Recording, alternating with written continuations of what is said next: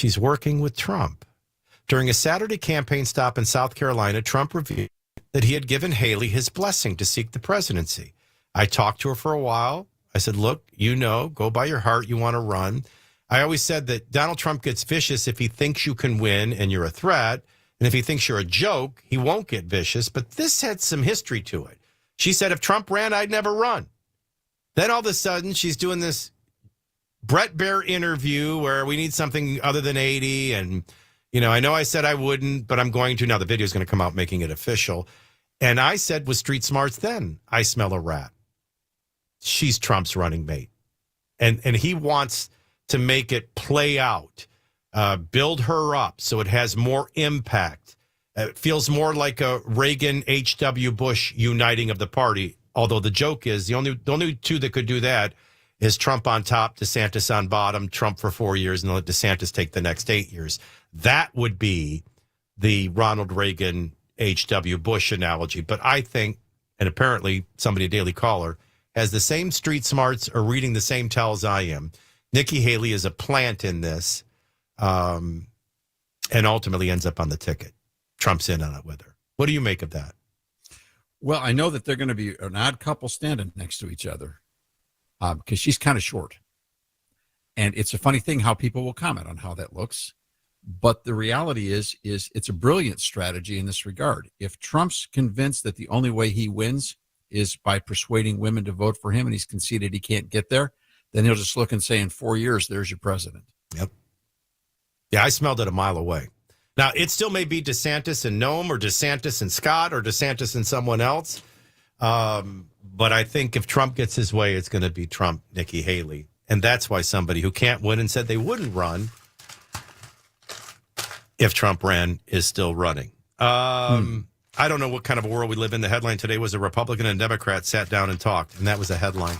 That's how divided we are. Hopefully our discussion on Good Now and Woodrow Wilson cleared up a little bit of that. Matt Murphy's next. David, thank you for your time. We'll see you all Monday morning at 9.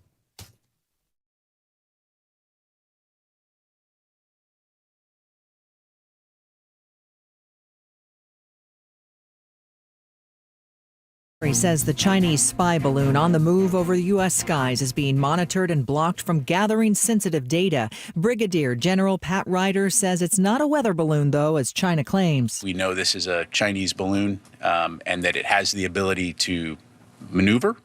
But I'll just leave it at that. The military so far not shooting it down due to debris concerns, but some Republicans say the balloon should be brought down, including GOP Congressman Mike Gallagher, the chair of the newly formed House Select Committee on China. It also doesn't strike me as a coincidence that this was in the vicinity of the Malmstrom Air Force Base in Montana, where we have our Minuteman III intercontinental ballistic missiles. And I would suspect it's not a coincidence as well that this was timed with Secretary Blinken's impending visit to China. I think the secretary made the right call in postponing his trip. Jobs, and more jobs. Despite inflation, employers added more than 500,000 hires in January. President Biden said the January jobs report and latest economic data show his policies are working. The strongest job growth in history, the lowest unemployment rate in 54 years, manufacturing rebounding at a faster rate than in the last 40 years, inflation coming down. The president insisting his critics have been wrong, and asked if he takes any responsibility for recent high inflation. Mr. Biden said no. Karen Travers, ABC News, Washington. Authorities are on the hunt for a gunman who killed a New Jersey councilwoman in her car just outside her home. ABC's Aaron Katursky has more on the investigation. She was new to her community and to politics, taking her seat on the borough council just last year, but already she was considered a rising star. She had been recently married, had a daughter, and she was a leader in her church in Newark. So authorities are now looking into her connections there. The FBI is involved in working to find out more. Stocks are down in afternoon trading. You're listening to ABC News.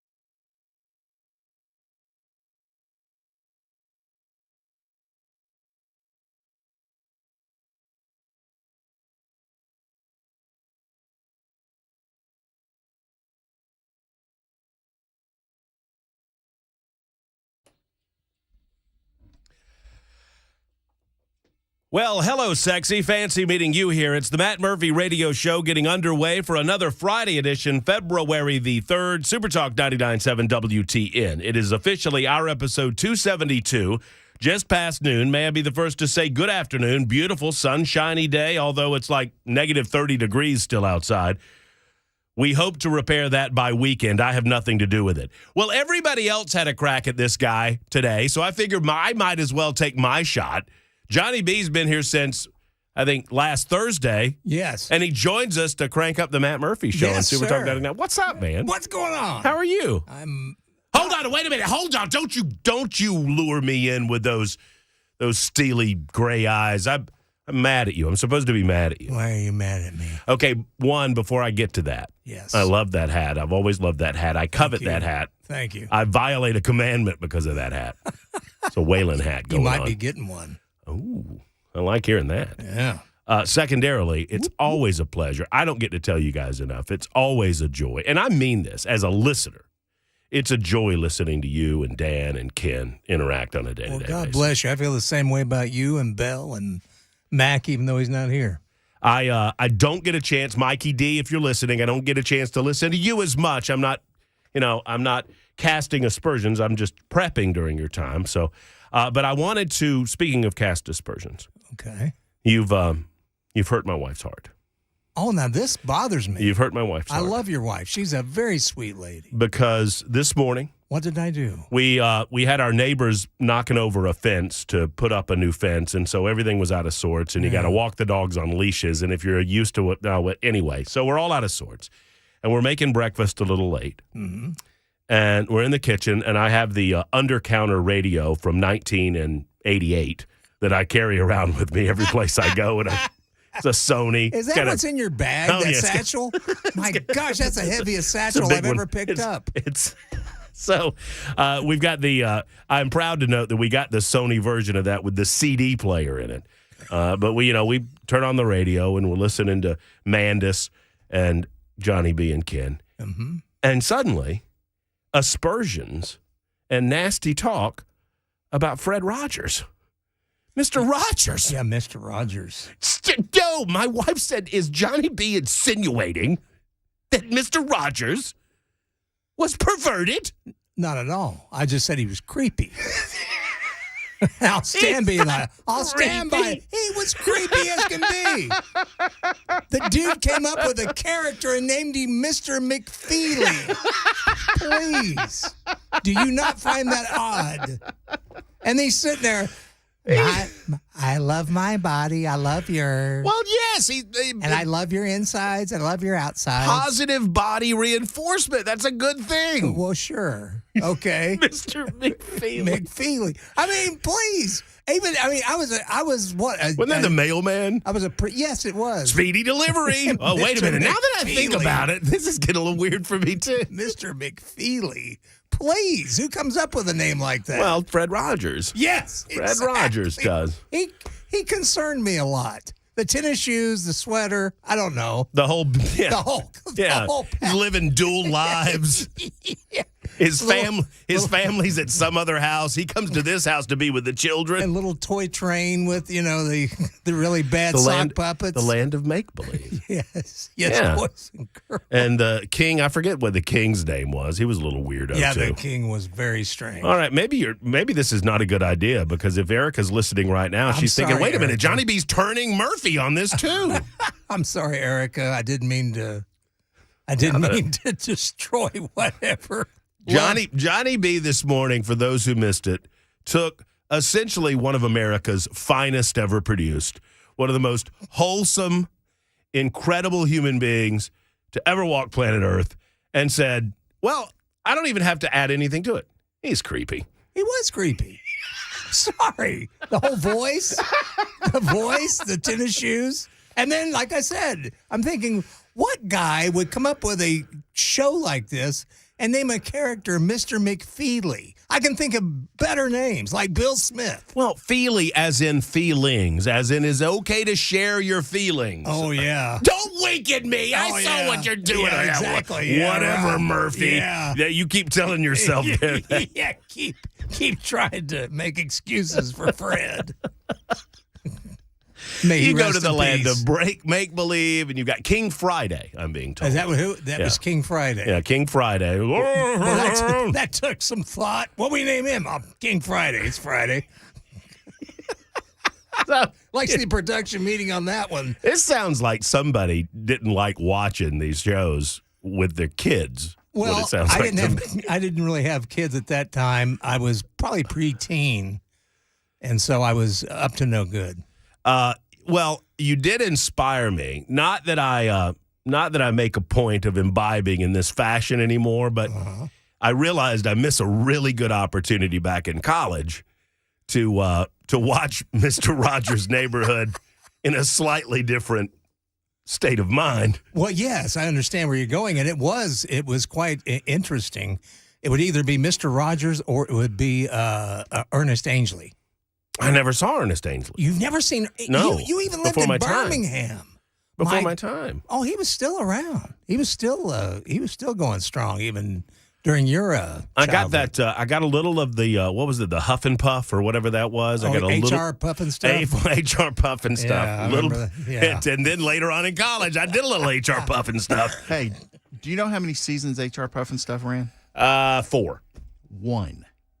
But people still talk. Well, right, Unbelievably so. because it was overly laden with drug references. God, was it ever? I mean, my lord, Yes. they called it Puffin stuff. I would have loved to have been at a party with Sid and Marty Krofft on a Friday to find out what they were doing. Well, I forgive you only for this reason. Okay. And I reminded my wife of this morning because she said, he's saying Mr. Rogers is creepy and Mr. McFeely and all of that. And I said, honey, I was the one to have to inform you that Little Red Corvette was not about a car. Right. And if you're listening to Little Red Corvette by Prince and you think it's about a car, you need to re-listen to that song because it ain't. It's about something else that woman has on her person. Oh, yeah. Listen, okay. And she said, you just think that every rock and roll song's about sex or drugs. And I said, yes. Yes, they are. Unless it's Pat Boone, it is. And I have some suspicion. Wait a minute. Don't you defend Pat Boone. You've already destroyed the good reputation and name of Fred Rogers. Yeah, but Pat Boone didn't sit around going, putting on tennis shoes and talking to his neighbor, Mr. McFeely. He talked to his neighbor, Ozzy Osbourne. Telling young children that they ought to come over and be his neighbor. Yeah, Hey, Johnny? Yeah. Is it on the schedule when you plan to take down Captain Kangaroo? No, they did some of that this morning, too. Yeah. I was thinking of Mr. Green Jeans. Because not many know this, but Mr. Green Jeans, I don't know if this is fact, but Mr. Green Jeans apparently got caught with marijuana. Really? And I said, well, that explains Mr. Green Jeans. Well, sure. Yeah. Actually, Mr. Green Jeans sounds like a pretty fair name for a dope dealer. Yeah, it does it not? Where you going, honey? I'm going to go out and see Mr. Green Jeans. Mr. Green Jeans is coming over to Captain Kangaroos. The next thing you guys are going to tell me is that Colonel Hogan was a pervert. He was. Like a Hogan's Heroes? Yeah. Shoots! When I was a kid, I would watch that show on TBS, and even as an 8-year-old, I'm like, these Nazis are idiots. Yeah. How did they not know there's a tunnel underneath their cave? How'd they get this far? No wonder we beat them. Bunch of dunderheads. All right, on the super text line, someone said, dang, Johnny B, how many shifts you working today? I don't know. Well, it was 2 until I drug you in and here. then he said I upset his wife, and so I wanted to make it right. Well, you do know that 'Cause Mr. Rogers was a, Marine sniper. Yeah, he was. Of course. He took out. He had tattoos all over him, which is Right. why he wore those long sleeves and took out a bunch of people, and that's how he kind of made up for it. Oh, exactly. And Regis Philbin, many people don't know this, but he was once a Russian spy. Well, I mean, it is a fact. These are the things that you learn when you're in our business. Yes. And you try to tell people. Yeah, and we try to make them up, too. Yeah, I was going to say sometimes it's the stuff you make up when you're in our Well, I mean, I don't know if you guys know this, but 68% of statistics are made up on the spot. Did you know that? I did not. I was aware. It's true. Well, and some of the rumors I have started in town have come true. In fact, back when I first moved here, we put out the rumor that WKDF was going to go country. What? They were rock at the time. And they had to come out and tell people that they weren't going country. But yet, look what happened. And by the way, because he's standing right behind you, yes, don't think that you have escaped your culpability in all of this too, Weaver. You were a part of this besmirchment of the good name of Fred Rogers this morning, too. I heard it. I'm going to go home and get chicken. I'll see you boys on Monday. I'll Have a see good you there, weekend. Ken. We actually was shop at the same place. Don't eat the salsa. I don't even know what that means, and that's funny. Well, anyway, I just wanted to thank you for making our breakfast such a wonderful time. It Well, you're spurred a very lot of kind. great conversation. If you've not seen, you don't strike me as the sentimental type. I am, actually. But I'm like Mandus. I cry easily. you and I have talked about this in the past. I'm going to turn this to a more serious subject. Okay. You and I have talked a little bit in the past about our relationships individually with our fathers. Yes. And how they were kind of hit or miss. Yes.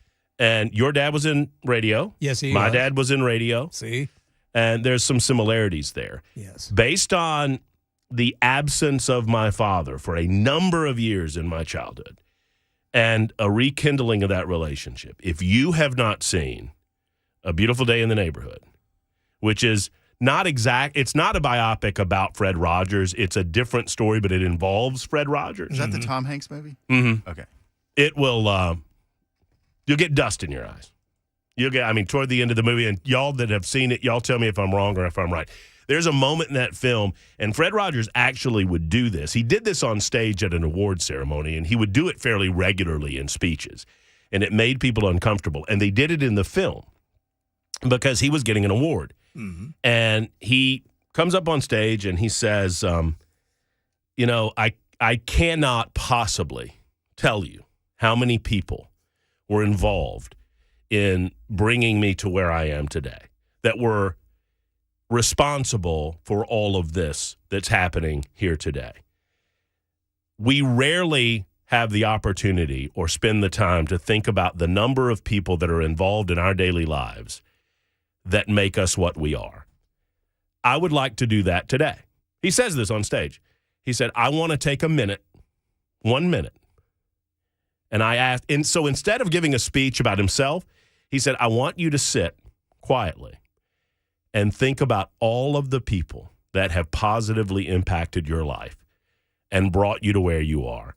1 minute, I'll time it. And he stands there for 60 seconds. Wow. In dead silence. And you know how long that is. Oh, yes. And at first, people are, the first 10 or 15 seconds, people are a little uncomfortable. But by the end of it, he got them to do what he wanted them to do, which is pretty powerful. Yes, it is. And they do that. They recreate that in the movie, and I was weeping like a baby by the end of it because it really does forces you to do that. Well, see, that shows what kind of man he was then. He was a good man. So now while I was dog cussing Johnny B this morning on my radio, you're cooking eggs, Johnny B talking bad about. Now I feel bad. Now I feel like I shouldn't have. Well, he had a lot of sniping to make up for back in his Marine days. He did, and I'm sorry, but Mr. McFeely always did bug me. I don't know why. Well, that's on Mr. McFeely. Let's be honest. Yeah, but who created the show? I guess you have a point. Yeah, it was his input. Maybe that was Mr. Rogers' way of saying, hey, there are creepers in all of our lives. Just kind of be aware of them. Watch out for the mailman. So if some guy comes in your life and his name is Grabby McGrab Pants, you might want to watch out for that dude. May not want to go. Watch out what you're getting in your mailbox. Just don't go to the drive-in. Really, this has just been an excuse to get to talk to you on the radio because I never get to see you. Well, thank you. I appreciate it. Well, I you're love welcome. listening to you guys, man.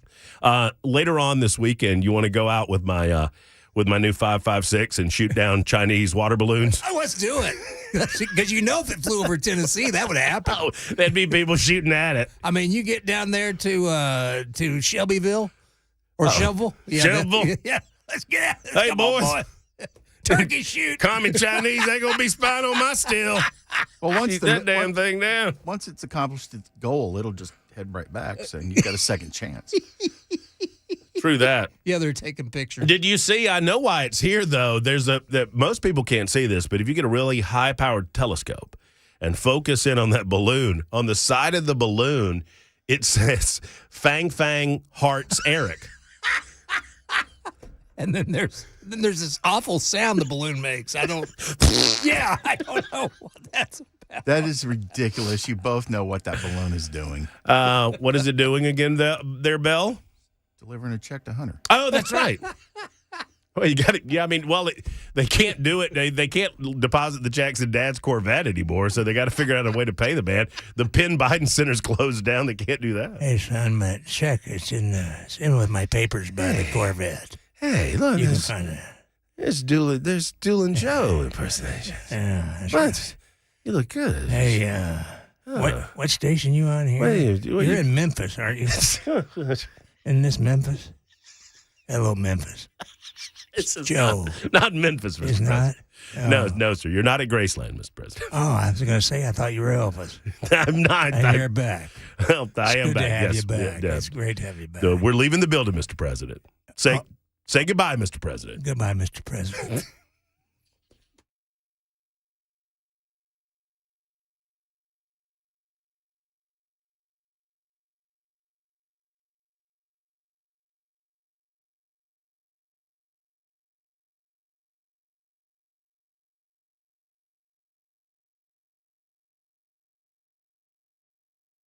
Hold on. Oh, hi. I'm being told that I need to talk to you about a few things right now. I was saying goodbye to Johnny B. My bad. I do want to tell you about National Painting Company and everything these guys are doing to help you get that interior of your home spruced up in January and into February through March. As a matter of fact, right now they have the most aggressive pricing on everything they're doing interior. Well, now they're always aggressive on the exterior work, and they want to do that for you if you so desire. But January and February, that's interior painting season, and it's time to get that interior spruced up. If you don't like the way the kitchen looks, if you're perhaps dissatisfied with the great room, maybe it's a bedroom or two that you're looking to spruce up, let's get it done. Not only will Jeremy and one of his team members come over and give you complete scopes, complete estimates, upfront pricing, so you're not surprised. They'll get one of their artisans, their craftsmen with supervisor on the job jiffy quick. They'll get it done, and you will be satisfied. 100% guaranteed. Plus, that pricing, as I mentioned, as aggressive as it gets. Go to Nashville Painting Company's website to see some of the results. NashvillePaintingCompany.com, NashvillePaintingCompany.com, or better yet, give them a call, 615-635-0350, 635-0350, Nashville Painting Company.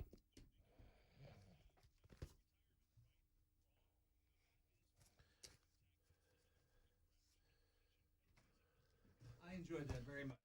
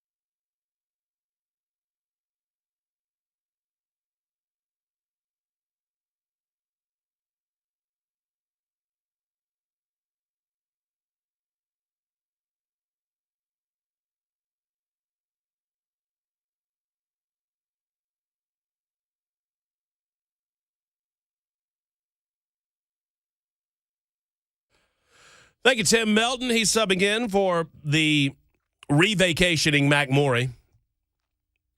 You know, obviously, I've done something wrong in my life in as much as young Mac Morey has more vacation time than I do, but that's okay. Use that time wisely, young man. It's 1224 SuperTalk 99.7 WTN. Bell K and yours truly with you till 3 o'clock. That might be backwards, actually. What do you mean? I think they may only be allowing him to work so many hours. Well, that might be true, too. It's like, hey, you've reached your $18,000 an hour, whatever it is, max. We need to take a week off for you. All right, so we are on Super Text, obviously, 615-737-9986. We're on the phone lines as well. It's a First Amendment Freestyle Friday. You are welcome to give us a call, give us a Super Text. You can also interact with us on our brand new TNTV feature, which is up and running, and it is my understanding that we've got it running on all platforms, or at least we're closer to being running on all platforms than we were. I'm still on the and we're getting accustomed to this. So, Bell, I don't want to I'm not wagging my finger when I say these things to you on the air, but yeah, because they're telling me not to touch that stuff in here. So I'm going to get you to touch it in there, and there it is. Look at there. There I am for all to see. And this thing is completely out of frame. Totally out of frame. Did I do it the wrong way? Yep. The right way? Wrong way. There, a little more. Up a little bit. Uh-huh. A little more. Uh-huh. Yeah, there we go. All right, there we go. All right, so you can look at this ugly mug on television now, on your YouTubes, on your Facebooks, on your Twitter and Twitches and Rumbles and just about any platform you can imagine. Look up SuperTalk 99.7 WTN. I am certain that will direct you to the place you want to go. If for whatever reason you want to watch the show in addition to listen, that's your opportunity. Now, let me clean something up for 2764, who perhaps doesn't understand my sense of humor. 2764, I was obviously and clearly kidding. I understand that Fred Rogers was never in the military. I understand that Fred Rogers was not a military sniper. I understand that Fred Rogers does not have tattoos. I know the history of Fred Rogers, I promise you. So I don't understand why people think, well, if you don't get my sense of humor, then fine. Obviously, I assume that people are smart enough to know that that's an urban legend and it's not true. But I have 1,000 people hitting me up for whatever reason thinking that I believed it. And I don't. Clearly, I don't. I know enough. I have enough sense that God gave me to understand when things are true and not true.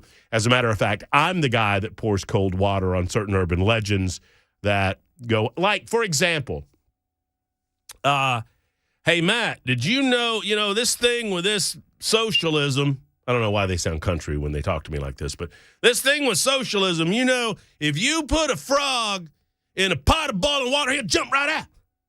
But if you put him in there and just slowly raise the temperature of that water, that frog just sit there and boil to death. That is not true. That is not, absolutely not. That is not true. It's never been true. Once the temperature gets too hot, the frog will jump out. And if you throw a frog in a pot of boiling water, the frog will boil to death. It's exactly the opposite. So I get that, and maybe I assume that people get my sense of humor. So I apologize if you did not understand that I was making reference with Johnny B to an urban legend that I thought everyone knew was an urban legend. It's a valid point, though. I mean, we need to stick to things that we have evidence of, like 9/11 being an inside job or something like that. Well, I mean, steel's never burned at that temperature, Bell, and why don't they have video of the plane coming into the Pentagon? And now that you mention it, loose change. I turned myself into a pickle and 9/11 was an inside job. Have you ever seen Loose Change? It's so ridiculous. It's so absurd. I watched it, years ago. So good. Maybe we'll do an urban legend show one of these days. So I apologize. I understand that sometimes my tone is not appropriate enough for the joking that I'm doing, so I get it. Mr. Rogers was a Presbyterian minister, and he turned that into an incredible career. He is one of the finest Americans ever to walk on planet Earth. He's one of the finest people to ever walk on planet Earth. And I was picking on Johnny B. I get where Johnny B's coming from, so don't think that I was giving Johnny B the business in a serious fashion either. Now, that said, thank you for Johnny B sticking around. Love that guy. and absolutely don't have enough of him in my life. What are we going to talk about on the show today? We got Jay Sinclair coming up at 1 o'clock. We will talk about the legal strategy of Hunter Biden. So for the last 3 years, Hunter Biden has engaged in a legal strategy by which he tells us that the laptop's not really his. They have never admitted that the laptop is theirs. Well, now, at least for about 12 hours, starting night before last and then into yesterday, and I admit, by the way, I failed you on 2 fronts yesterday on the show in 2 ways. The biggest way that I failed you was that I did not properly prepare for Groundhog Day. We had a lot going on. I had a lot going on. It was my... Okay, campers, rise and shine, and don't forget your booties because it's cold out there today. It's cold out there every day. What is this, Miami Beach? Not hardly, but you know we got that blizzard thing. That blizzard thing. What is this? Here it is from the National Weather Service. It's that blizzard thing. Well, it's cold. Anyway, I could do the whole thing, and I was doing that from memory. I failed you, and many of you let me know it. Longtime listeners of the show, even before Nashville, and last year's listeners said, what are you doing, Murph? Where's our Groundhog Day? We'll do better now. I promise you, never again. We will never fail you on Groundhog Day again. It is my commitment to you. It is Bell K's commitment to you. And this was not Bell's fault. Bell did everything he was supposed to do. I did not line up the appropriate amount of guest DJs. And that is completely and totally on me. And we had a lot going on with WTN TV. I failed you in that way. And I also failed because this story was breaking before the Hunter Biden details. And I know, I dismissed it. I dismissed it as yet another, nonsense. But this is a big deal. The change in lawyering and the change in strategy on the part of Hunter Biden's people, ultimately, although they tried to repair it after the fact, they're admitting that this was his laptop. They're admitting that further investigation needs to go into the idea that Hunter Biden, through his entanglements with Ukraine and the Chinese, was kicking money back to Joe Biden. And if that's the case, Joe Biden has lied to the American people. We know that. But he also potentially has taken money from foreign governments, some of which are currently flying satellite balloons over our country, and he's not doing anything about it. So we'll talk about the satellite balloons today. We'll talk about Hunter Biden today. We'll give you an update on classified documents with our man, Jay Sinclair. I've got a story, an interesting story. Are these two things potentially interlocked? So it was earlier this week where Mayor John Cooper, well, I'll tell you what, I'll get to the John Cooper story in a moment. Plus, the brand new camera shot of my producer, Bell K, will be unveiled. If you're not watching on our social media platforms right now, you need to turn on your computer and watch because we're going to unveil the camera shot from Bell K. It's 12:32 on SuperTalk.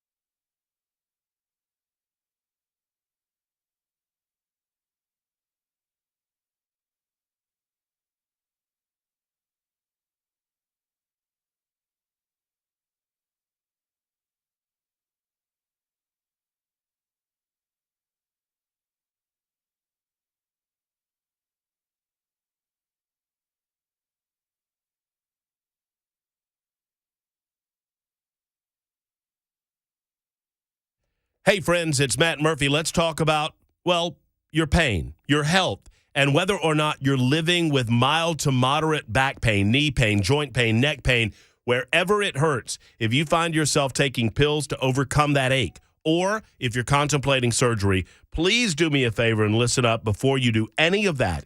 Go to the Dr. Gill Center for $23. It's their brand new special in 2023. For $23, you can get a complete examination.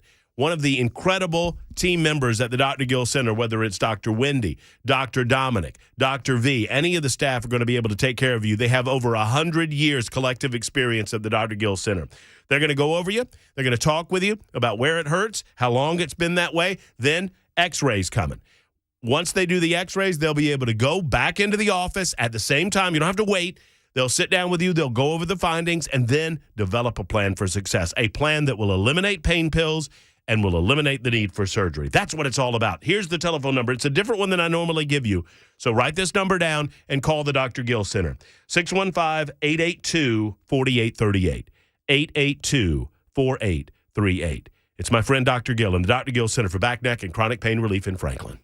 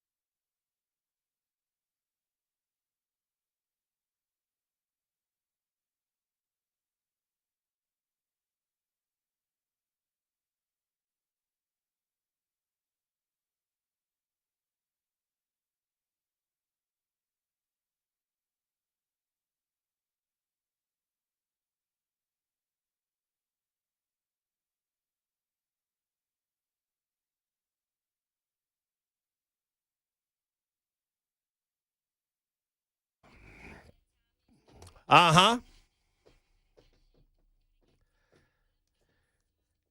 It is a weekly tradition on the Matt Murphy Radio Show that we let you know, for those who do not, how much we appreciate our weekend warriors, all of you that make the weekend so exciting. For those of us who have a couple of days off, we thank each and every one of you. Oh, by the way, it's Friday! Yeah! And it is a moral imperative that we get down on Friday. Thank you, Rebecca Black. 615-737-9986 is our telephone number. You're invited to be a part of the show directly on a First Amendment Freestyle Friday. I'll get to your calls momentarily. Suzanne and Jeffrey are already there. You can super text. There's so many different ways to contact us. You can super text us. That's the same number, 615-737-9986. And no need for further super text that Mr. Rogers wasn't actually in the military. I knew that. I was joking, and I'm sorry that the humor didn't come through for some. Yeah, the CIA's not military, right? No. Okay. But we're not supposed to. Remember, we weren't supposed to talk about the Russian thing with him. Oh. That's a FCC thing. Anyway, so there's that, and then there's this. We're on the Talk TV now. I don't know. There's a lot of different discussion about what we're actually going to find, what we're going to call it. 24th28 says, I can't find your live video feed on Rumble. I don't support the other commie ones. We will be on Rumble, but we are. There's a chance we may not because that Rumble is the program we use doesn't support Rumble. Oh, see, there you go. Well, I'll tell you this. So Mr. MAGA says, I can't find your live video feed on Rumble. I don't support the other commie ones. Well, there's YouTube. I get it. Facebook, I get that. Twitch, I get that. But what about Twitter, Mr. MAGA? I mean, we got Elon running Twitter, and we got Donald Trump considering going back on Twitter, so maybe that'll give you a little avenue there? I don't know. One way or the other. Pamela Furr. Doesn't it broadcast on our own website? Well, it certainly should. I didn't even think about that. You can go to 997WTN.com and find out. And our own Pamela Furr says the lighting is perfect. So according to Pamela Furr, this is as good as it's going to get with me. It actually does look good. I don't look so red. I was looking over there. Okay, well, there you go. Now if we can just figure out how to position the microphone and position me so I'm looking relative to the camera, at least, we'll figure all of those bugs out. And we will not leave you on radio. And that's one thing I want to make sure of, that we will not lose sight of the fact that the vast majority of you are still watching. You're not watching, you're listening. And so we're not going to start doing the watch. Oh, look at this. We're not doing that. I promise. Or we'll try not to. Jason wants to know, Matt, are you going to the State of the Union address with Andy? No, I think Dan Mandis took my seat. I think Andy. It was between me and Dan with Andy Ogles, and sadly, Dan was selected instead of me. I got an opportunity to go to the State of the Union address in 2016. I'm going to tell you about that later on. I'm going to play you some AOC commentary. I've got so much to do. We've got Chinese water balloons to talk about. We've got Mayor John Cooper to talk about. We have a classified documents update. I have a new best Kamala Harris impersonator that I saw on Tucker Carlson last night. I've got an adoption foster care bill in Tennessee. You see how much we got to get to? But first and foremost, many of you have asked, and now we're going to give it to you. So we have different ways that you can look at the if you're watching on television, hello, hi, sorry I'm moving in front of you. My microphone's moving in front of you. So there's different shots that I could set up for you that would show you different things about the studio. And a lot of this is going to change. Everything behind me here is going to get better. Some of the lighting's going to change. We're going to set some things up that would be visually appealing for some of you. But just to give you an idea of what I'm able to do and what Belle's able to do, for example, we could do this shot. So if I have a guest in studio, there you go. There's the guest. And that is me referencing the guest. That's the position that the guest would be relative to me. Then there's, let's say I had two guests. Well, that's not ready yet, but that's what it would look like with two guests. And then there's just me. Now, if I want to go to Belle K, this is what we're doing. So this would be me. And there's, Belle doesn't seem very happy to be on TV, but that's our illustrious producer for those watching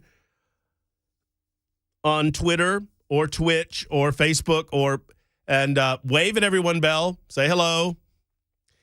Now, believe it or not, that's not his grumpy face. That's just his resting face. So let's go ahead. What were you picking your nose? I think I saw you pick. Oh, was that a scratch or a pick? I don't know. Anyway, so there, I'm back. Yeah, Oh, I got off of you before you started picking. So you can do whatever you want to now because I went back to the one shot. There's Belle. and he will be he'll join us from time to time. Let's talk to Suzanne in Nashville about Mr. Rogers, one of the finest Americans, maybe even human beings, that's ever walked the face of the earth. Hello, Suzanne. How are you? You more. I'm doing so well. Mr. Rogers would want me to have a very kind attitude after what I had been hearing all morning, and then you guys, and I was like, okay, I'm trying to have a Mr. Rogers attitude and be nice about this. But you have redeemed yourself. But I wanted to say about Mr. McFeely. The name McFeely was actually Mr. Rogers' mother's maiden name. He had a grandpa McFeely. That's where the character of Mr. McFeely came from. In fact, Fred Rogers' middle name is McFeely. Well, there you go. There's some real deal information. Hopefully, I bet you that Johnny B is listening on his way home. And you know what he's probably thinking to himself right now, Suzanne, as he's driving home and he just listened to that very well-stated explanation. He's probably driving home right now thinking, it's still creepy. I'm sure he is, but Mr. Rogers and me still love you, Johnny B. Regardless, we still love you. You obviously have seen the movie. I have seen the documentary that's called Won't You Be My Neighbor that I would highly recommend to anyone who has seen that. I've not seen the Tom Hanks movie simply because I am such a Mr. Rogers nut that it would creep me out to see someone being Mr. Rogers. I think even if it's Tom Hanks. Well, Tom Hanks, he does. Well, I'll say this: Tom Hanks absorbed himself into the role in such a way that it was not off-putting to me. I could never get over, although it was a pretty good movie, Tom Hanks in a fat suit playing Colonel Tom Parker in the Elvis movie. That was couldn't do it. I don't even want to talk about that. That was too much. Couldn't do it. That was too much. But in I this, haven't seen that one. Well, I would encourage you to. Watch it, if for nothing. Well, I don't want to ruin anything. But, it's okay. I know all the stories. I'm a real nut about it. I have, in fact, met the real Mr. McFeely, and Mr. Rogers wrote me a letter. So, I'm a diehard. I've been there since I was 2 years old. He's my guy. So, good for you. Yeah. Well, yeah. you knew the 60 seconds thing then, even without seeing the movie. And yes. And I am proud of, and the producers didn't want to do it. I'm told that they had real hesitations, and the director said, and there's we have to do this the right way because they wanted to put music behind it, and the director said no. If you put a score behind it, it will distract from the point. The point is to sit in silence and do nothing, and you will eventually begin to do what Mr. Rogers wants you to do and to think about all the wonderful people that are in the world around you.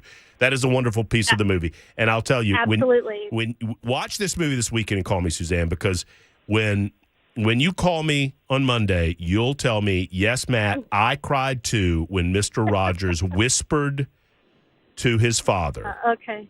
Oh, man. Mr. Rogers whispers at the end of the movie something to his father, and someone asks him what he whispered.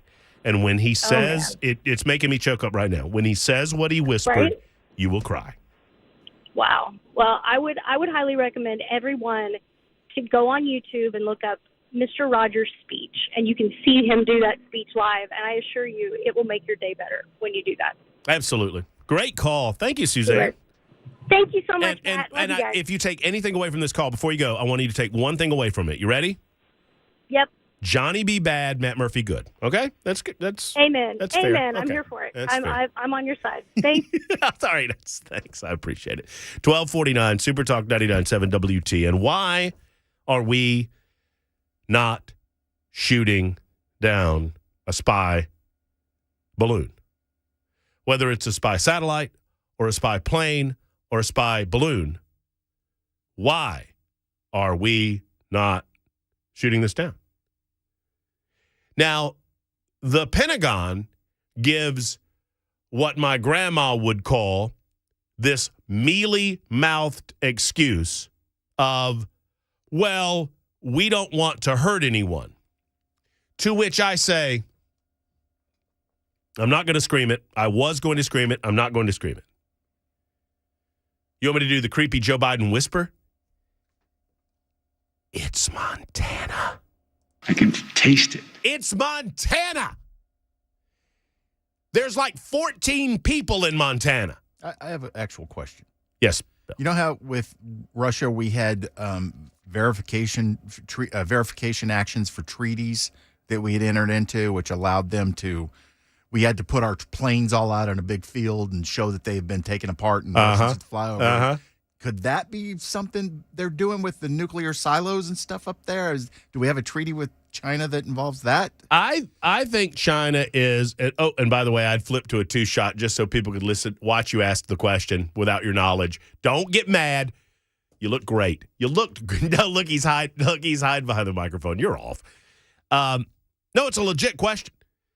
What is the purpose behind the spy balloon? I mean, obviously, general spy stuff.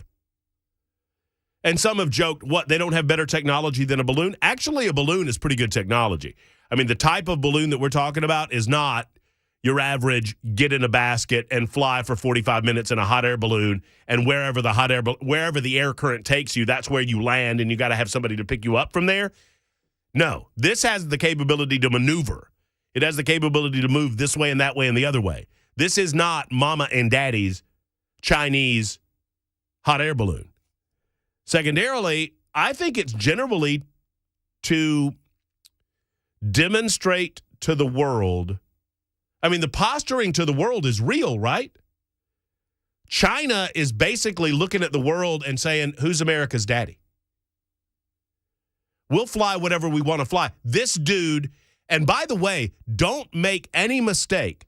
The powers that be in China are looking at how we react to this and wondering, well, what the hell would they do if we did invade Taiwan?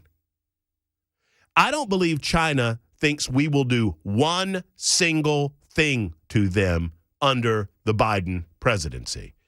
And this is evidence of it. We could put this spy balloon down if we wanted to. We don't want to. Why? You know, I'm not trying to be conspiratorial here, but it's long been suggested and rumored that the Chinese have some actionable material on Joe Biden through their business dealings with Hunter. Is it possible that they have enough actionable material that they know that he's not willing to bust down a spy satellite despite the fact that they're over our nuclear facilities, over our nuclear silos? Are you kidding me? 12:53 on SuperTalk 99.7 WTN.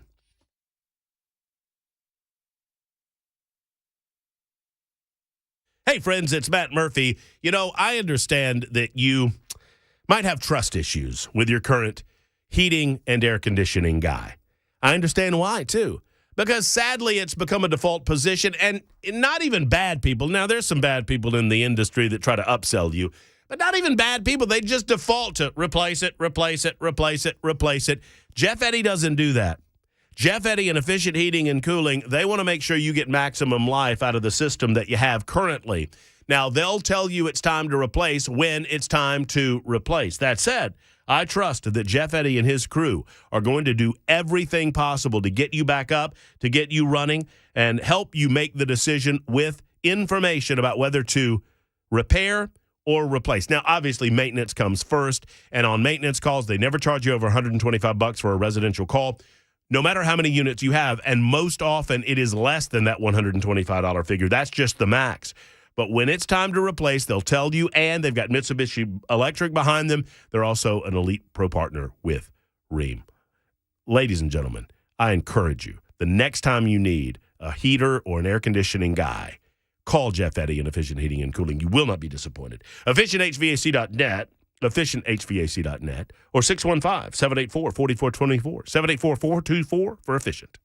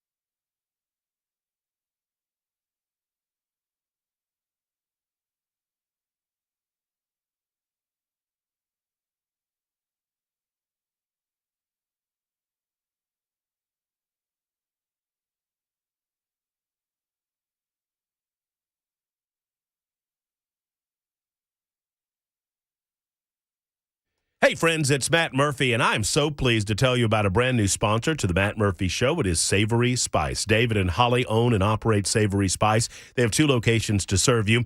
One is in Franklin, right there off the square. The other in L&L Market on Charlotte Pike. If you've ever visited me at Bold Patriot Brewing Company, same location. Just walk down the hall and walk in to Flavor Town. Let me tell you something.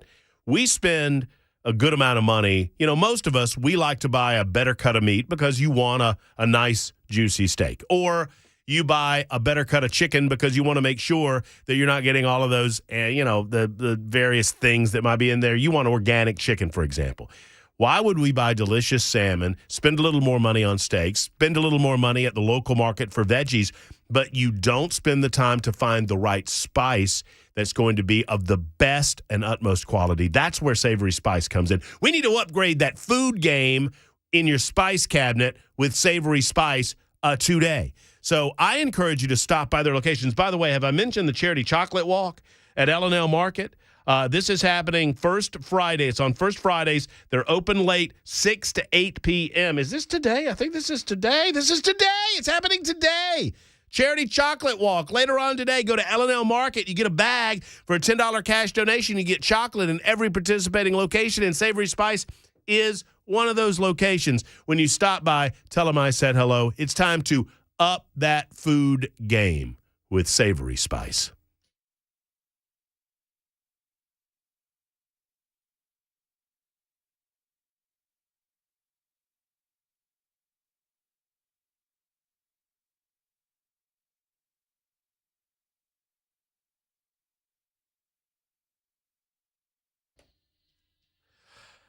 Hour number 2 cranks up right now. It is SuperTalk 99.7 WTN. You can catch us online always on our app or on the streaming services that we tell you about on occasion. You can also find us at 99.7 on the FM dial, 100,000 watts of power blowing through the state of Tennessee. And now you can catch us, for those masochists in the listening audience, you can catch us on television as well. We're on a lot of different platforms now. We're building these various platforms as we speak. I don't know how many we're on. I think the ultimate result will be Facebook, YouTube, Twitter, and Twitch at minimum, maybe Rumble if they can figure that out. So at minimum, those 4, Facebook, Twitter, Twitch, or what was the other one? YouTube. So you can find us there. Just type in SuperTalk 99.7 WTN if you so desire to watch a little bit of how the sausage is made. I'm going to do this for those of you who are watching for the first time. There's me. You see my ugly face. There will be some new stuff back here eventually.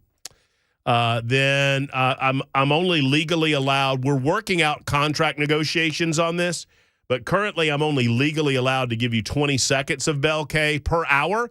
So here's a portion of your 20 seconds.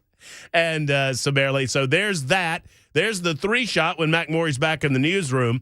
You can see that when I have a guest. You can see that when I have 2 guests. You can see that. But for now, because Bell K's been, look at it. Look at how mean. Why don't you turn the camera all the way around so they can see what you have to look at on a day-to-day basis? Okay. How about that? So this is what Bell is ultimately looking at. Yeah, there I am. Hey! When are they installing the stripper pole? After the show today, I think. Okay. Aren't those the poles that are out in the? We're getting a little. So. We're getting a little of an uplift in the studio setting, the surroundings. Some of the draperies will be coming in later on today. I'm to understand. So all of that's happening, and for whatever reason, if you want to watch this on TV, you may do so. At some point, what we'll do is Bell and I will be able to. Mostly you, by the way. When I say Bell and I, normally it means Bell. Let's just be honest.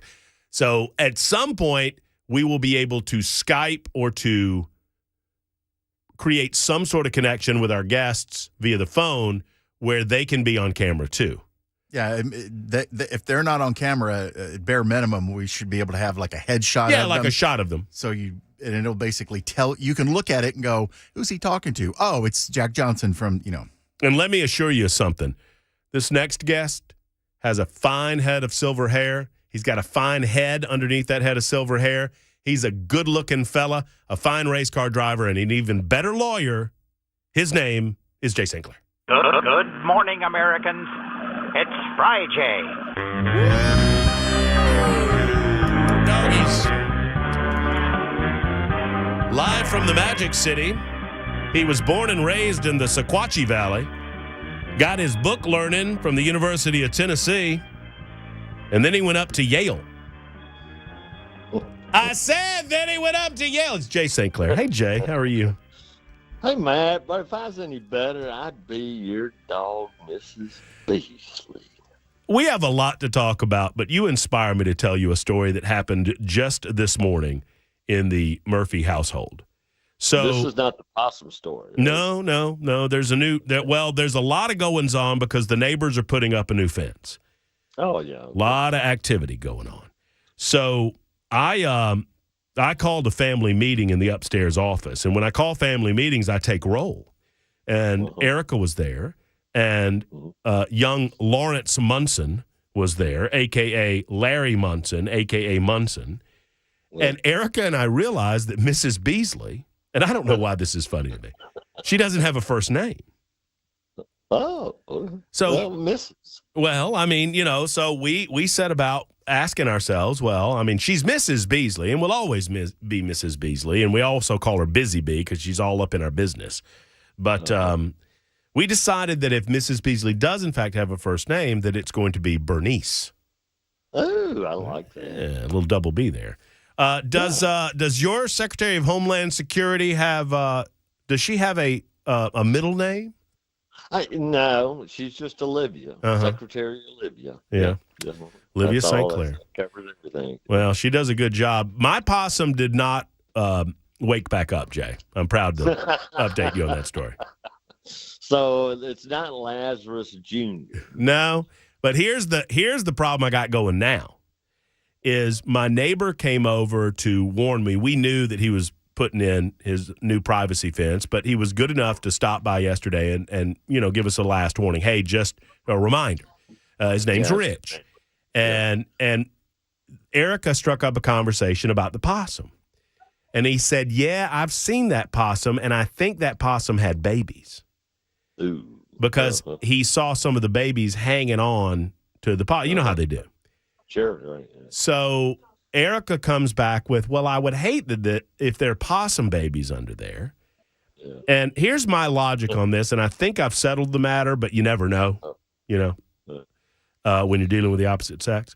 I said, well, honey, if that possum had babies and those babies couldn't take care of themselves, they're dead now.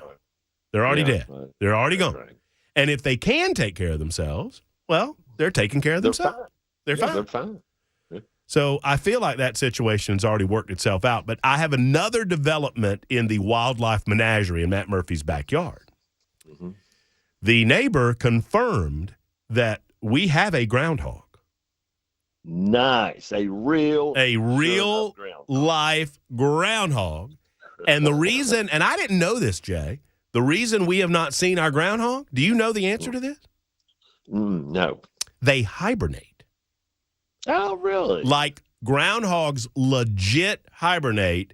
Sometime, for our area, it would happen sometime in November, I read, and it would last until about February. So they sleep literally for months. They lose half of their body weight while hibernating. And I didn't know this either. I learned this. Here's some groundhog facts that you folks might not know.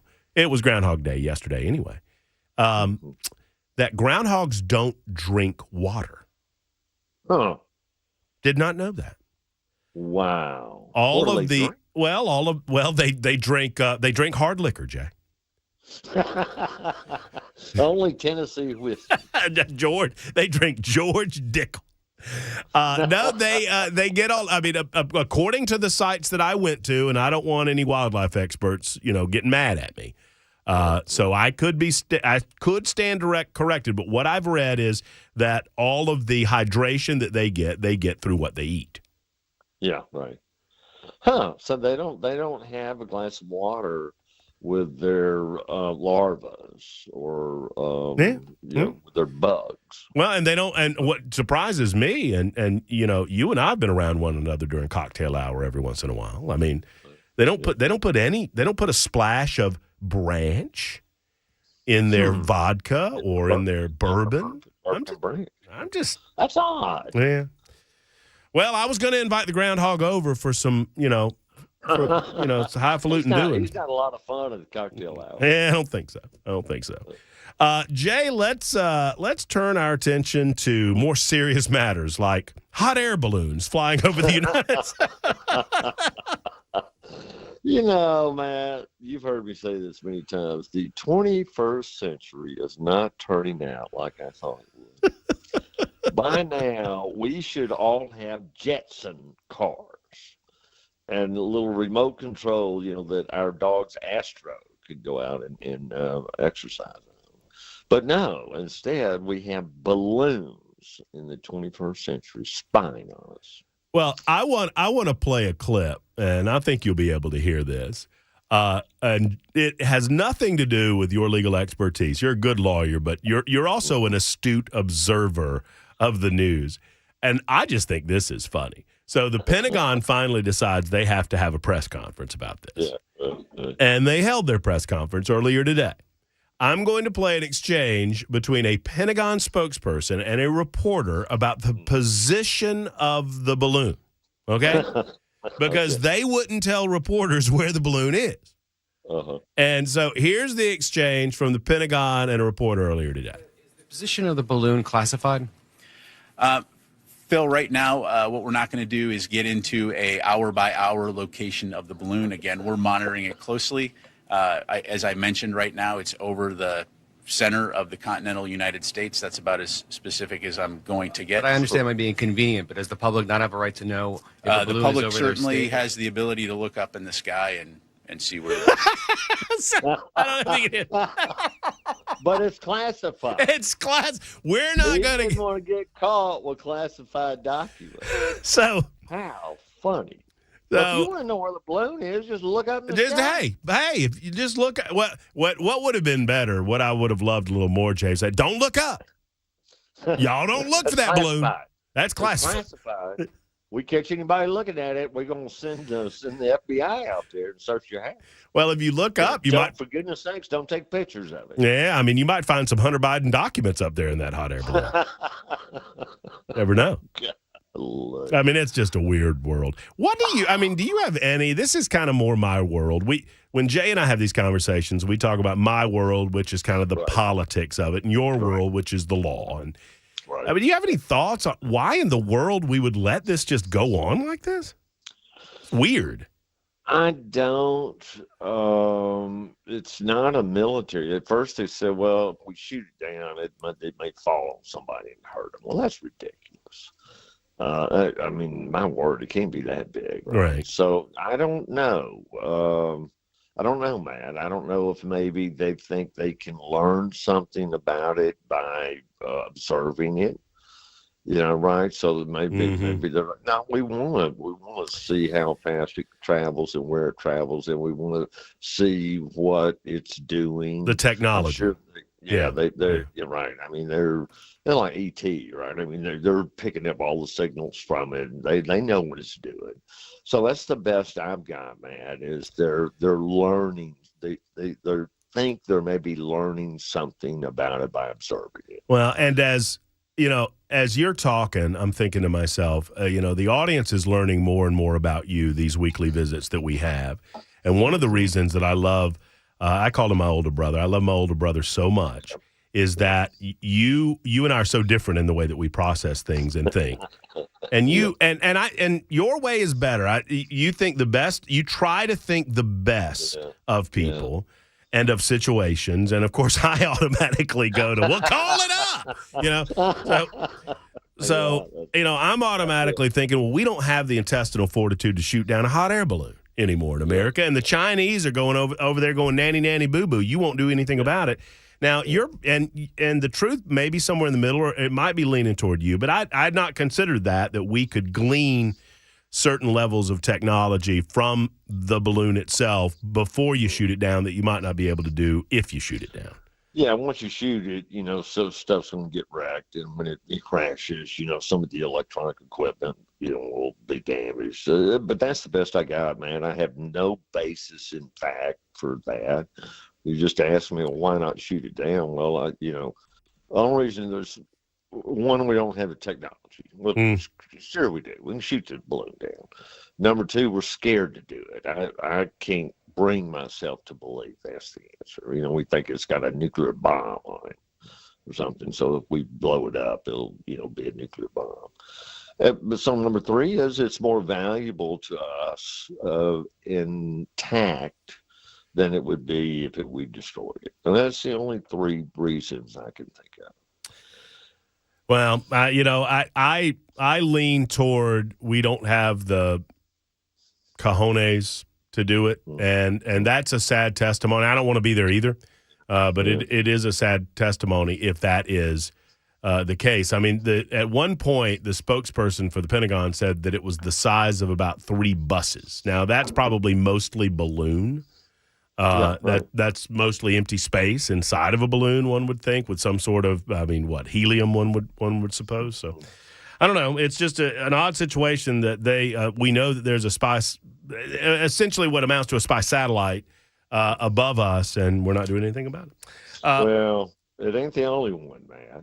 I mean, that's the other odd thing about it. The Chinese have got hundreds of spy satellites circling the planet all the time, right? I mean, they're spying on us. We're spying. Everybody's spying on everybody. And so the odd thing to me is, why are they bringing out this 19th century technology?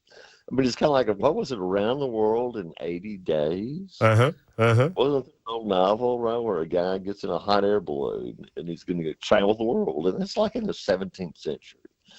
That's it occurred. This entire conversation has inspired me for our next Jay and Matt adventure.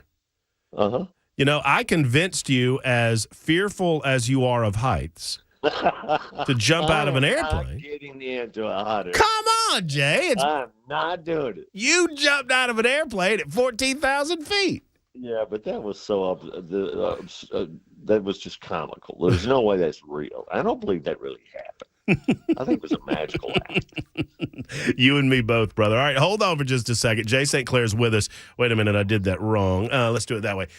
When we return, we will get Jay's take, unbridled by any commentary by Matt Murphy, on the latest on the Hunter Biden laptop saga. They're now admitting that it's Hunter Biden's, except they're not. They're not saying that it is his, but if it is, they're suing people. It's 123 on SuperTalk.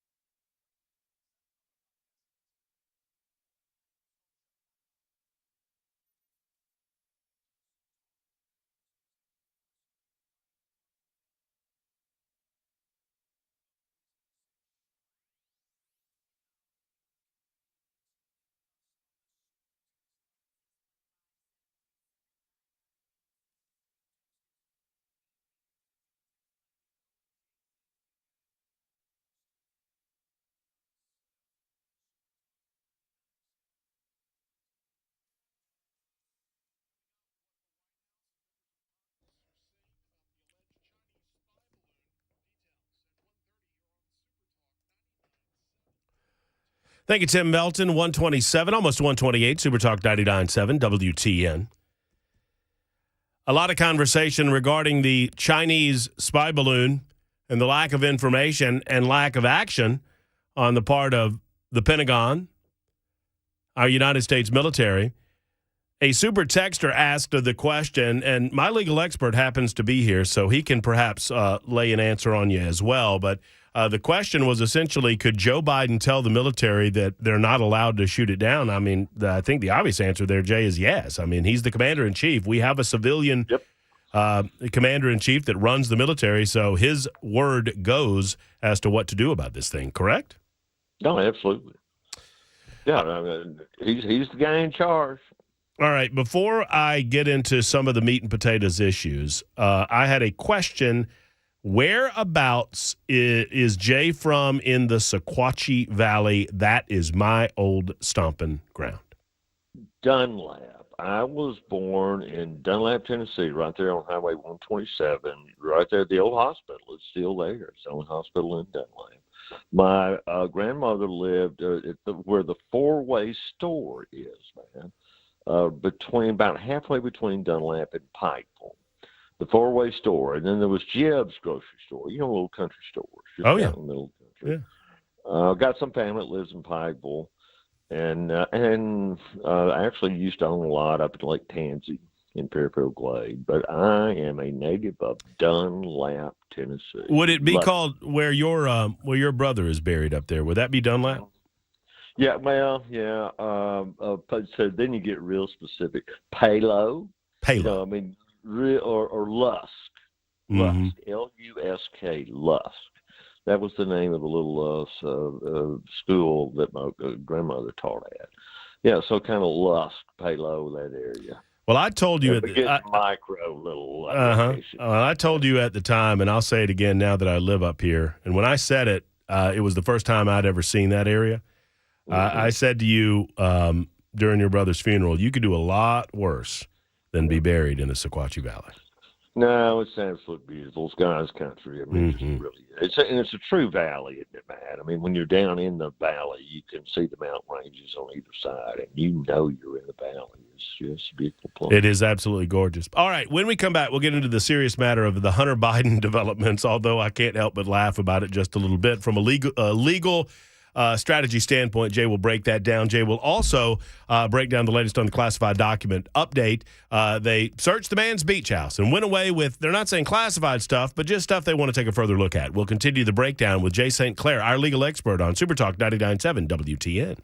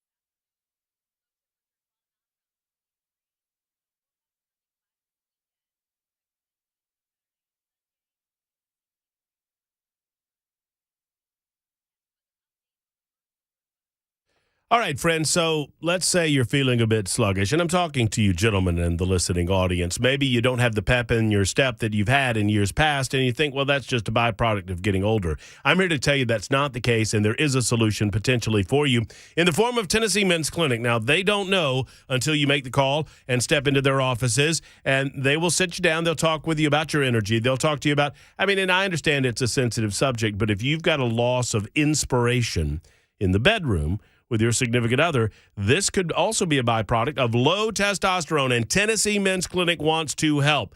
Because if you have low T, there's an easy solution for you that can get you back up and going again with the energy that you've wanted and that you've lost over the years. Men's testosterone typically goes down over time. Let's find out where your level is. If you're right, they'll tell you that. They'll say, congratulations. Maybe you need to get some more sleep. Maybe there's some other reasons why you've lost the energy. But if you're not, they can help. Tennessee Men's Clinic, the telephone number, 615-208-9090, 208-9090. Tell them Matt Murphy sent you to the Tennessee Men's Clinic.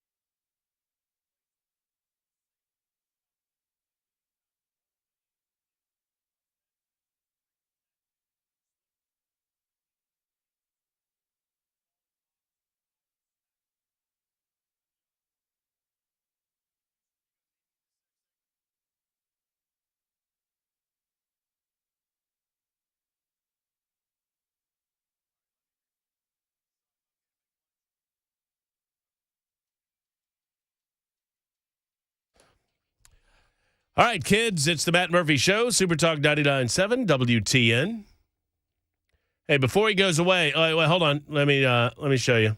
Have you moved the camera back to where it is supposed to be, Bill? I got another. No, it's still on me. I got another 20 seconds out of you this half hour. It's right where it needs to be.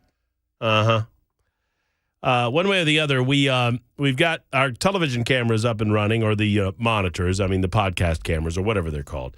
And there I am on. Now, see, when it splits the screen, I don't know what to do with this. We'll figure it out. I'm not a television guy. I don't want to be on camera anyway. So, I guess so. I mean, the camera framing changes. I bet you can change this some way where the camera framing changes and alters when I go to a split screen. Anyway, we'll figure all of that out. I'll also figure out how to communicate with those of you who want to communicate via Facebook or whatever. We're trying to coordinate a way that we can talk back and forth, very much like the super text line, via these other platforms. I promise you we'll get the squirrel in the proper location, and he will run this machine until he can run no more. Jay Sinclair is with us. He's joining us to offer some legal expertise, and basically because I love talking with Jay, and I don't get enough of that now that he's in Birmingham and I'm in Nashville, we'll change that presently over in Tupelo or otherwise, Jay.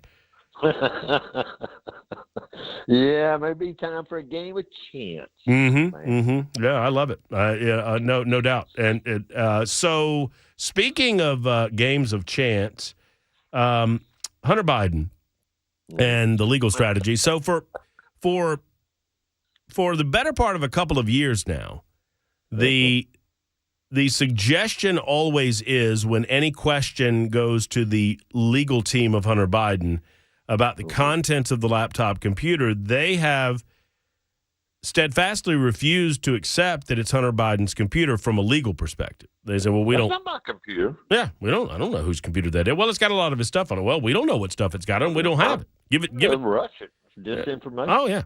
Like that. Well, they've changed tactics over the last couple of days, and I don't want to mischaracterize what they're doing, but are they threatening legal action against the computer store owner who took possession of the laptop when Hunter Biden refused to come back and pick it back up? Yeah. So it's two things they're doing, really, Matt. One is they've written law enforcement agencies and said, go prosecute these people. We want you to prosecute the computer store owner and Rudy Giuliani and other people who were involved in disseminating the contents of this. So that's one thing. They're just, calling police and say, hey, go arrest these people. Now, that part of it, I kind of get. That doesn't cost anything, right? And if somebody's bothering you, man, one of the things you can do is call the cops. Yeah. That may not do any good, but it may scare them a little bit. If your neighbor keeps having parties and, shooting fireworks or whatever, and you go over and talk to him nicely a few times and say, hey, buddy, hold it down, whatever. Well, call the cops. And that doesn't mean they're going to arrest him. But, if the cops show up, most reasonable people have a tendency to say, okay, well, maybe I need to turn it down a little bit. I think that's probably all they're really trying to get on that part of it, Matt. Because my word, the cops have known about this computer store guy for years.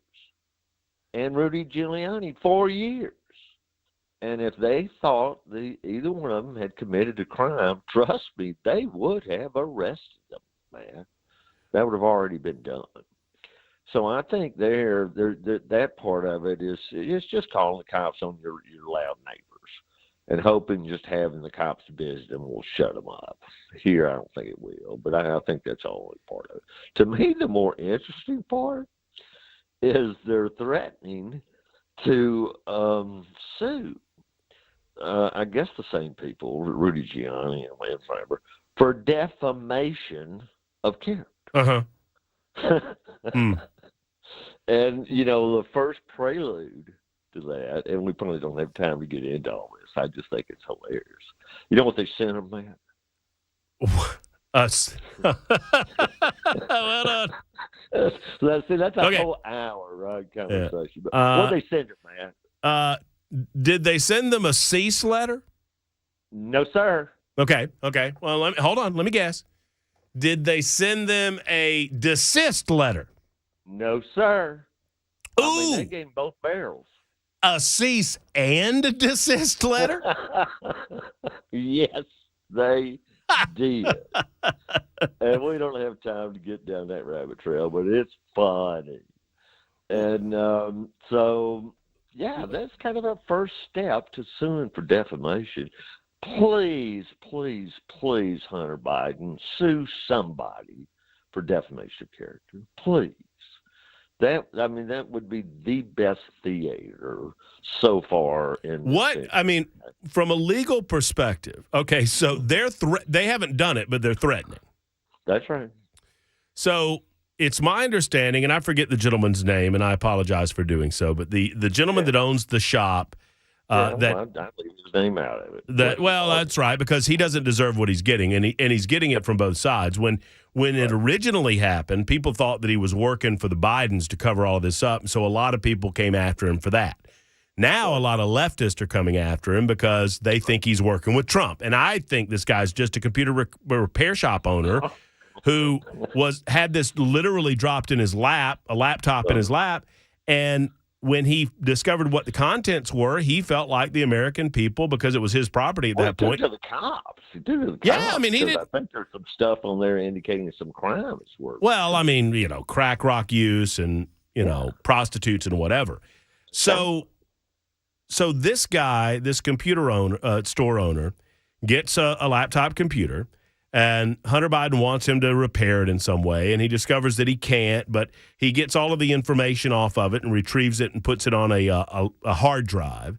And I think there's 2 copies of that he was able to retrieve, and then he had the physical laptop, and he waited for Hunter to come along, and Hunter did not, and this is how the guy gets paid. So he calls him at the end of the month. Hey, buddy, come pick your stuff up. Yeah. Well, like you and I would do, like I've done at a computer. Remember when you gave me one of your fancy computers to do? Yes. I took that to a computer shop to make sure that everything was working like it should, and I signed a piece of paper saying, if you don't pick this up within 60 days of completion, it's ours. It's ours, absolutely. Same thing with the car. You take a car to a shop, you leave it over a certain amount of time, then it's theirs. So this guy tries to get a hold of Hunter Biden. It's well documented, and can't. And so the property becomes his, and he retains the property. And when he sees what he believes to be illegal activity going on, he contacts the authorities. So they want to sue this guy for defamation. Yes. So what does that mean? What do they have to prove? Well, number one, they have to prove that he has said something false about Hunter Biden. That's the first thing. He lied. You lied on him. You lied about me, is number one. Mm-hmm. And then number two, you have to prove that it tarnished my reputation. People now think less of me than they thought of me before you lied about me. So then I'm sorry. three, This is important. I'm going to stop laughing because this is important, but it's funny. No. It's hilarious. So number three, to prove that, you have to prove what people thought about me before you lied about me. We have to establish what my character was and how it's been tarnished by what you've said about me. And then here's the kicker. You got to prove damages, right? Man, we always get back to damages. What's harm has this caused you? And so the crux really of a whole defamation case is, you might think, well, it's the truth or falsity of what was said. No, it's not. It's what was your standing in the community or among your friends before this happened, and has that really changed? And so if he files that lawsuit, man, well, first part of it is, well, what did I say about you that wasn't true? Right. And I'll tell you what I said. And here's the receipts. That's the way we talk in the 21st century now, man. We used to call it the evidence, but now I guess it's the Gen Zs or whatever. They got the receipts. We got the receipts. Uh-huh. Uh-huh. So it all comes out in detail. And then we're going to talk about, well, what did people think about you before this came out? And that in itself is, 2 or 3 episodes of the Hunter Biden sagas. Well, how about the fact that you got this woman pregnant in Kentucky, mm-hmm, and would not take ownership of the child, denied it was your child? And then have you, by the way, I know I don't mean to interrupt you, but have you heard the latest on that story? Yeah, he doesn't want her to have the Biden name. He fathered a child with a woman, and her occupation, let's just leave that out of it for a minute, but he fathered a child outside of marriage, refused to acknowledge it was his child. She took him to court to force him to acknowledge that it was his child, so he was forced to pay child support. Okay. Eventually, they established that it was, in fact, his child. He is now attempting to get a reduction in his child support payments, even though he's apparently paying $20,000 a month for a Malibu residence. I don't know where he's getting the money there. And now, and Jay's well aware of this, for those that aren't, Hunter Biden is suing the mother of his child to force that child to stop using his last name. Right. His child. That kind of, you know what? That might come up in a defamation lawsuit as to the nature of his character. So if you're cross-examining him about the nature of his character, Matt, you think he might bring that up? That might be a little dirty pool. No, I think we'll do it. I mean, it would be comical, Matt. It would be absolutely So you don't believe for a moment that this is anything but a threat? I think it is more likely that Nick Saban will be coaching the University of Tennessee Volunteers this fall than that lawsuit is going to get filed. Well, but it does change the nature of everything because they by the nature of the cease and desist letters. And Jay and I have had a long-standing conversation about that you never get a cease letter, right? Mm-hmm. You never get a desist letter. It's always a cease and desist. Jay, what does cease mean? Well, no, what does desist mean? Oh, well, yeah, what does desist? Yes, what does desist mean? If you go to the dictionary and look for the dictionary definition of desist, the meaning, the dictionary will tell you one word: cease. You lawyers, y'all are fun. So it can't just be a cease letter. Oh well, no, we charge by the word, man. See, a cease letter I can only charge $500. A desist letter $500, but a cease and desist I can charge $1,000. That's $1,000 for that thing. Anytime, and it's a little off subject, but it always reminds me when we talk about defamation lawsuits, it reminds me of probably the most famous circumstance involving the defamation of one's character and somebody that probably could have sued a number of people, and that was Raymond Donovan. Yeah. And what a great statement he made. And he, Please tell the rest. for those that don't know, Raymond Donovan worked in the Reagan administration. I think he was his Secretary of Labor, wasn't he, Jay? Yep, that's exactly right. And he was accused in New York of fraud or larceny or something along those lines, and he was completely exonerated in the course of the case. But just the nastiest things in the world had been said about him and his co-defendants. And he stood outside of a New York city courtroom after being completely exonerated and found not guilty and looked at all of the media and said, which office do I go to get my reputation back? Yeah.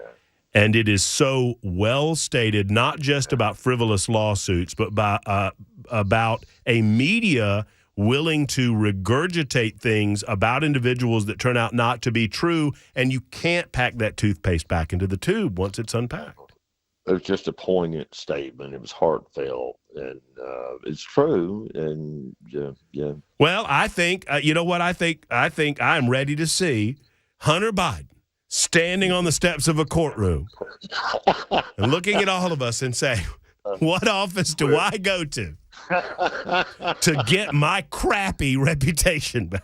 To get my reputation back that I had before this laptop got exposed. Hey, real quick, if we have time, Jay, I'm gonna put Jay on quick hold. If we have a moment, do we have a moment? You can tell me, because if we do, I want to find out his 60-second synopsis of where we are on this ridiculous thing. Not so much maybe. All right, we'll find out together. 1:52. I'm running late. My apologies. SuperTalk 99.7 WTN.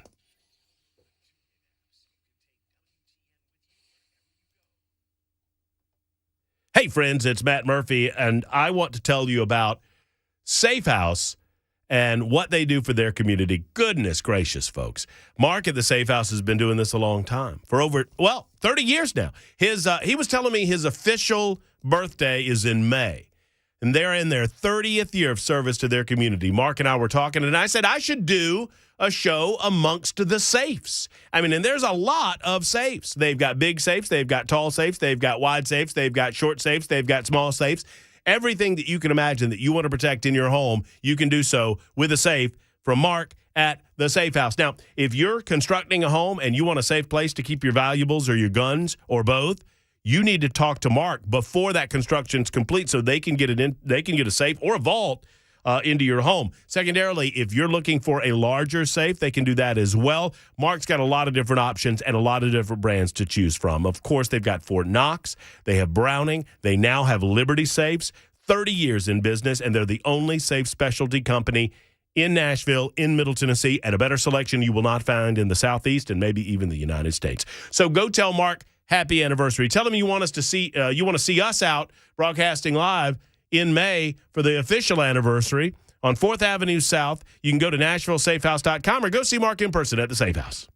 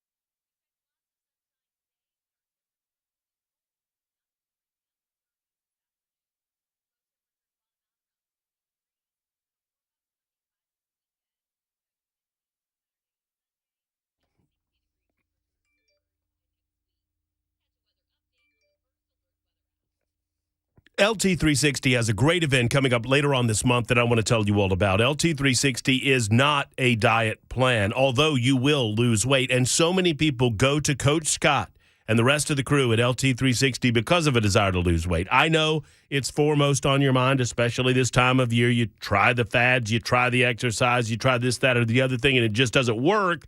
Now you need to get to something that really does, that is truly life transformational. That's what the LT stands for in LT360. How about that? Now, Coach Scott, myself, Coach Elizabeth, and the rest of the crew will be there at the Williamson County Chamber of Commerce February the 22nd at 6:30 for dinner and discussion. You come in, we sit down, we talk with you, have a great meal, and then we have a discussion. And you can ask any question on your mind about the program, what the price points are, what the benefits are. Did you know, for example, that you can get off medications that you've been on for years? Coach Scott has seen it, man. It happens with LT360, and the weight becomes a residual after effect of living a better life. LT360. Go online to LT360.com and make a point to circle your calendar February 22nd at the Williamson County Chamber of Commerce.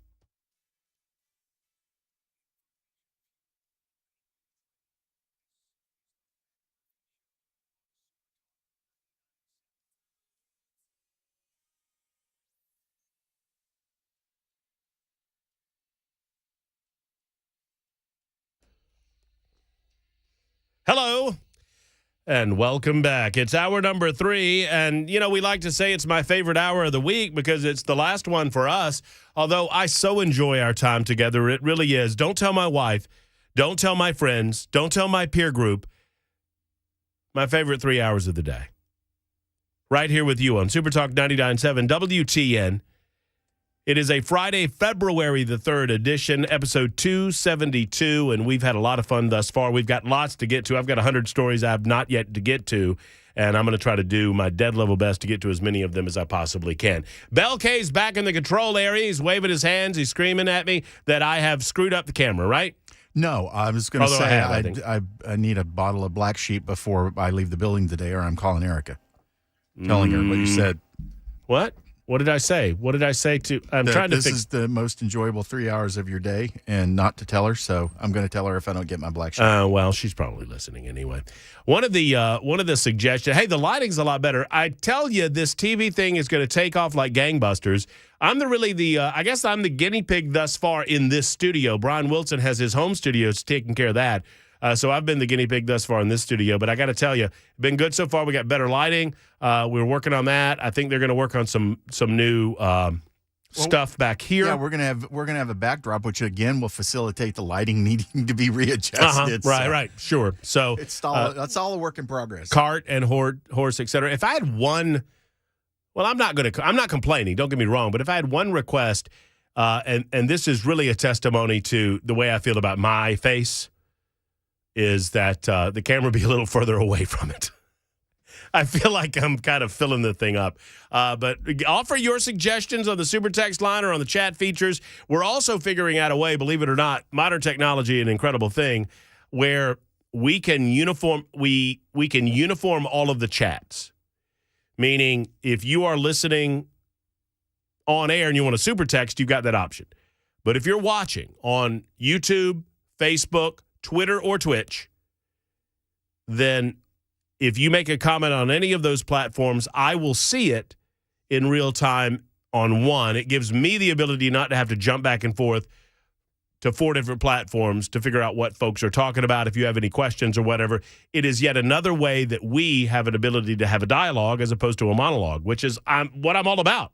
Now, if you want a dialogue on the telephones, you can still do that. That's old school, baby. That's like a snail mail letter.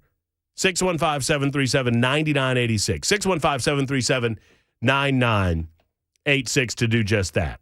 So we talked about the Chinese balloon and the fact that the Pentagon said, if you want to know where it is, just look up, which is amazingly flip.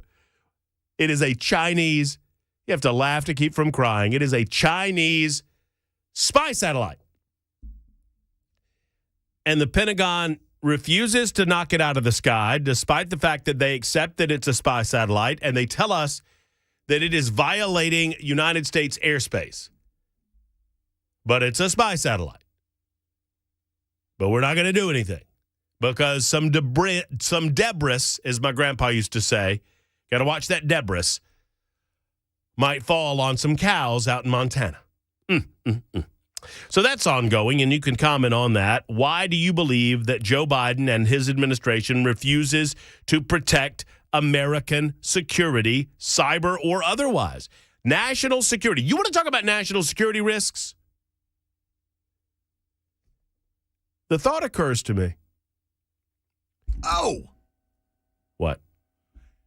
It was trying to secretly deliver back some classified documents that they maybe so. That's what it's doing. Maybe so. Can't shoot it down until he gets the docs back. Yeah, you got to get those docs back in the right location. Maybe it's taking documents away. Maybe the Chinese are facilitating a document dump in the Pacific Ocean, and they had to go to the East Coast to get them all. Then they get them back over there, dump them all in the Pacific before anybody's the wiser. That's why Joe won't let him shoot it down. That's why he won't let him shoot it down.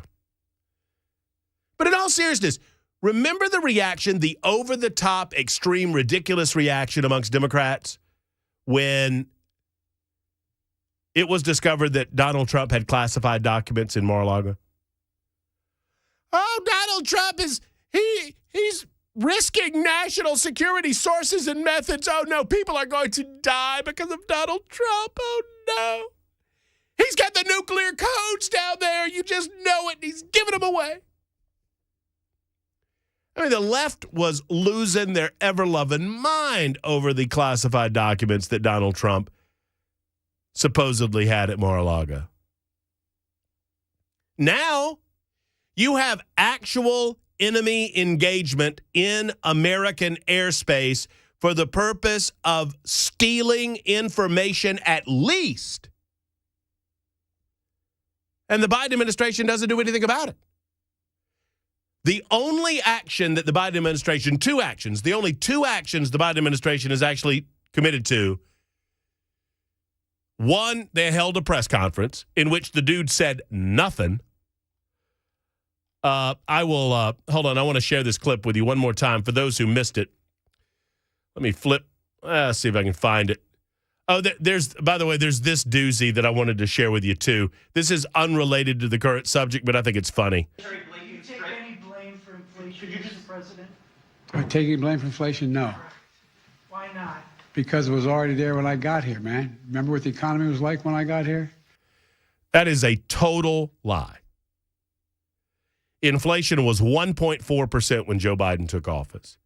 Yes, the COVID-19 payments were already we were already starting to see economically because of all of this money that was infused into the economy, because of all of the shutdowns regarding COVID, that money was already having an impact. But it was Joe Biden's I think it was $750 billion infusion of money into the economy, fake money into the economy. What did they call the first one? It wasn't the Inflation Reduction Act. American Rescue Plan. The American Rescue Plan, that's right. It was that amount of money that tipped us over the top and really saw an escalating inflationary rate. Joe Biden runs around acting like we don't have memories or we don't have computers to look this stuff up. Come on, man. Come on. Give me a come on, man. I need a come on, man. One good come on, man. It's gone. I don't have it anymore. Oh, no. Okay. Well, wait a minute. You don't have my come on, man? Hold here. Let's try that. Come on, man. That's a serious question, right? Yes, it is, Mr. President. I'm looking for a come on, man. So You're anyway, a stupid son of a bitch. he says he doesn't take any blame for inflation. And the reporter says, why not? Even the reporters have recognized the ridiculousness of the assertion that they didn't have anything to do with this. In the meantime, the Pentagon says nobody pay attention. Don't look. Remember the movie Don't Look Up? Came out like last year. I actually saw the movie. Leonardo DiCaprio and Jonah Hill. Outside of the propaganda, it was pretty funny. I mean, it was a big propaganda push over climate change. But there's an asteroid coming, and nobody wants to believe that there's an actual asteroid coming because we're too busy doing other things. Well, the Pentagon is now literally telling us don't look up. That it'll. I mean, when asked about this, the Pentagon spokesperson says, don't worry about this. So as I mentioned, we'll continue to monitor it. Right now, we assess that it'll probably be over the United States for a few days, but we'll continue. I'm going to try to be calm and measured in my response to this Pentagon official. Why in God's name are we allowing a spy satellite to exist over our country probably for a few days? The Chinese lie and they lie and they lie. We are watching, and I don't want to get too over the top on this. We are watching in real time China take over as the real world superpower. They are thumbing their nose at the United States of America. They are thumbing their nose at our superpower claims. They're laughing their Chinese butts off. They're doing. They have plenty of spies. I know I want to get to AOC and Tlaib on the floor of the House of Representatives, and I will before I get out of here and hand off to the drive. But, folks, I'd like to be light on a Friday afternoon. I want to be non-serious. There's plenty of fun stories that we could discuss, and there's fun ways to discuss this one. But the seriousness of this should not be lost on any of us. The Chinese want us to know what's going on here. They have plenty of spy technology to figure out what the hell we're doing, probably superior technology to our own, because we simply have not kept up.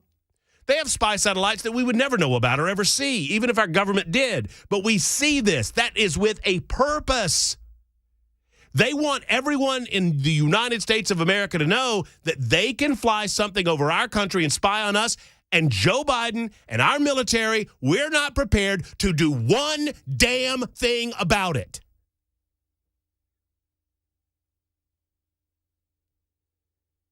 Sorry if you've got kids in the car, but it's true. It's true. Do you think Joe Biden and this I'm sorry, folks. I'm not talking about rank and file. I'm not talking about men and women on the ground. I'm talking about leadership at the Department of Defense and the Pentagon. If China took over Taiwan right now, what would we do? What would we do?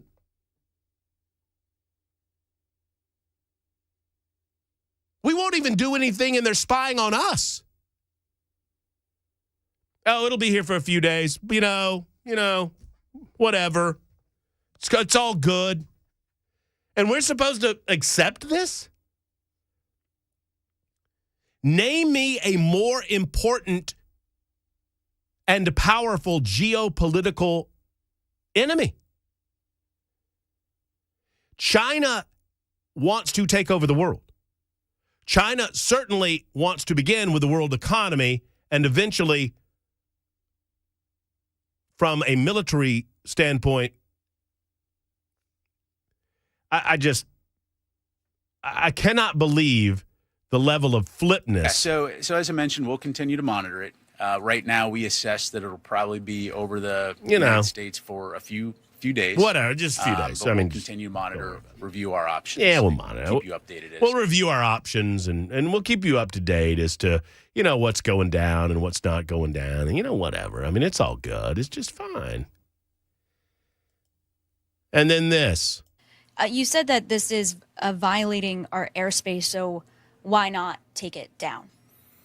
Yeah, so, clearly as we assess options and considering the size of the payload on this, looking at the potential for debris and the impact on civilians on the ground. That's just garbage, by the way. He talks about it like it's Skylab. That's just such a garbage answer.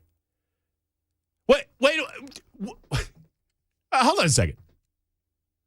I'm gonna try to do this in real time. Hold on a second.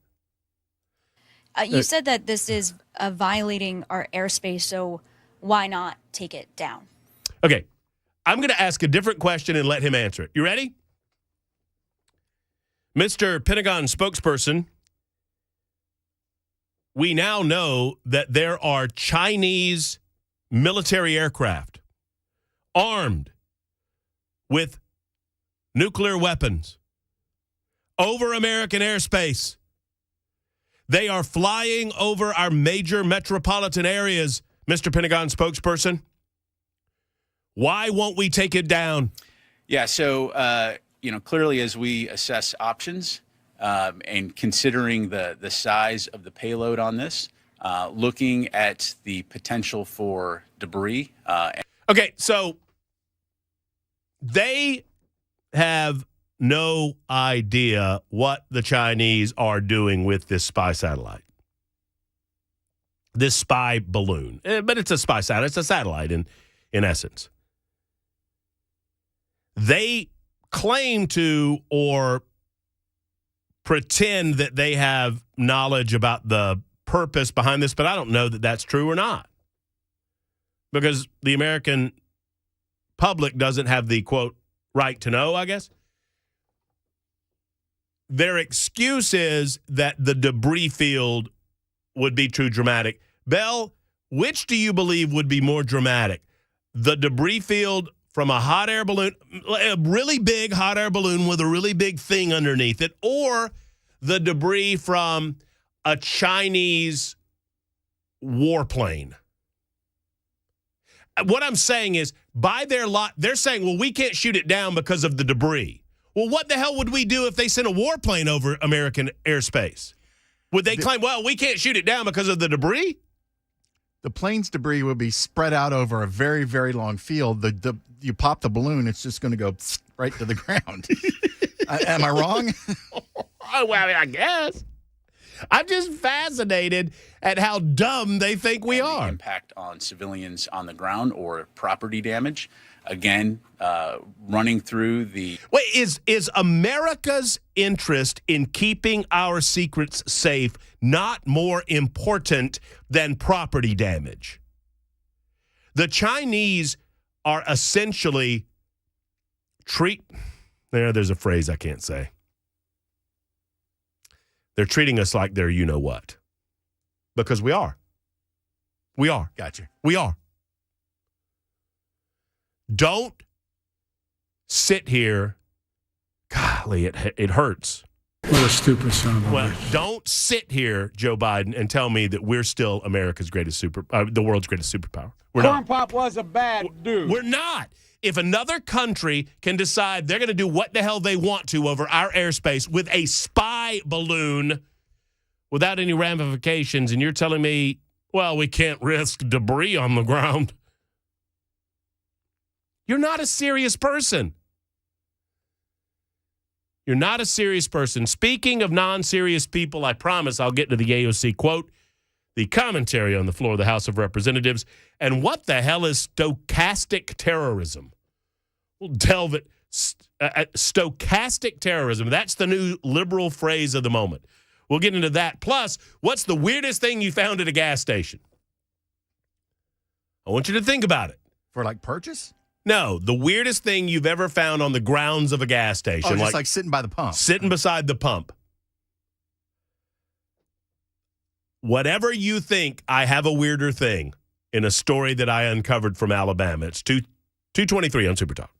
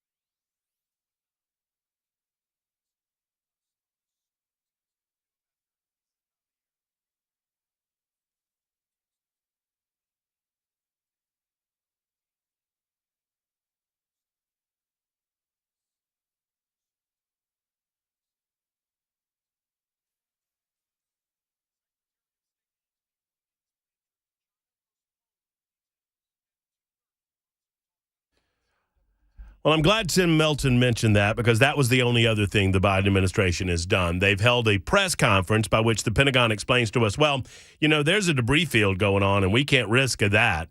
So let's just let the Chinese spy on us for the next several days and gather what information they may, and then the balloon will off it go. But no ramifications, no consequences,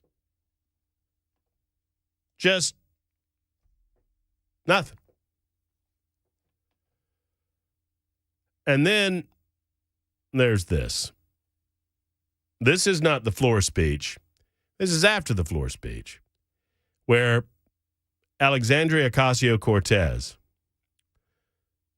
whom on looks alone Belle Kay would like to marry. Yeah, 100%. Would you? So, serious question. If you had an opportunity to date her, but it's the whole package. No. No. That didn't take long. Based on looks, 100%. As soon as she starts talking or showing her personality, I'm out. Oh, something like this bothers you, Belle? I think it's uncomfortable serving with people who engage in what many experts deem stochastic terrorism, which is the incitement of violence in a which is an incitement of violence using digital means and large platforms so that individual themselves may not be the one that's wielding a weapon. Okay, so this is the latest fun and games the left is trying to play with language. Stochastic terrorism. That means that what they mean by this is the definition of stochastic terrorism. You're going to hear this phrase a lot. They're going to use it more and more and more to attempt to squash the free exchange of ideas. They will eventually come after talk radio using stochastic terrorism as an excuse. That it does not matter what Matt Murphy says. What matters is how people perceive it. It doesn't matter what Brian Wilson says. It matters how people perceive it. It doesn't matter what Representative Mark Green or Governor Bill Lee or Donald Trump says. It's how people perceive it. And because they might perceive it in such a way that would anger them, it equates to stochastic terrorism. Therefore, you must shut talk radio down. And if you don't think I'm serious, I am dead serious. That's what it is. That I say something that upsets other people. And what is it that I'm saying? Am I inciting hate? Am I inciting violence? Am I inciting riots? Of course not. I'm telling you the truth about who these people are. At this stage, what Ocasio-Cortez means is that if I tell you the truth about who they are and what they want to do, I don't even have to speculate what they are currently doing. That I'm engaging in stochastic terrorism and I have to be shut down because I'm telling the truth about them. If we tell you the truth about Hunter Biden and Hunter Biden, as a result, some nut job sends him a death threat. If I tell you the truth about Ocasio-Cortez and by extension, some nut job sends her a death threat, I'm engaging in terrorism against Ocasio-Cortez, according to her language. And she's not very comfortable serving with those people. I think it's uncomfortable serving with people who engage in what many experts deem stochastic terrorism. What experts are those? Liberal experts? The bar back where she used to work. Yeah, just people at the bar. Which is the incitement of violence in which is an incitement of violence using digital means and large platforms so that individual themselves may not be the one that's wielding a weapon. I think it is the latest in how they choose to change language. Ridiculous. We'll get to Mark, we'll get to all of your calls, and we'll get to what Ocasio-Cortez had to say on the floor of the House of Representatives coming up in a few moments as we wind down, ready to hand off to the Drive and Brian Wilson, call it a weekend. It's the Murphy. And plus, I haven't forgotten, what's the weirdest thing you've ever seen at a gas station? Like just at a gas station, like somebody left it at a gas station. Left it in the trash can, beside the trash can, weirdest thing. I pulled up to a gas station one time years ago and saw a baby. like baby, right there in a little baby carrier. They eventually found it. This is even weirder than that. That's coming up next on Super Talk.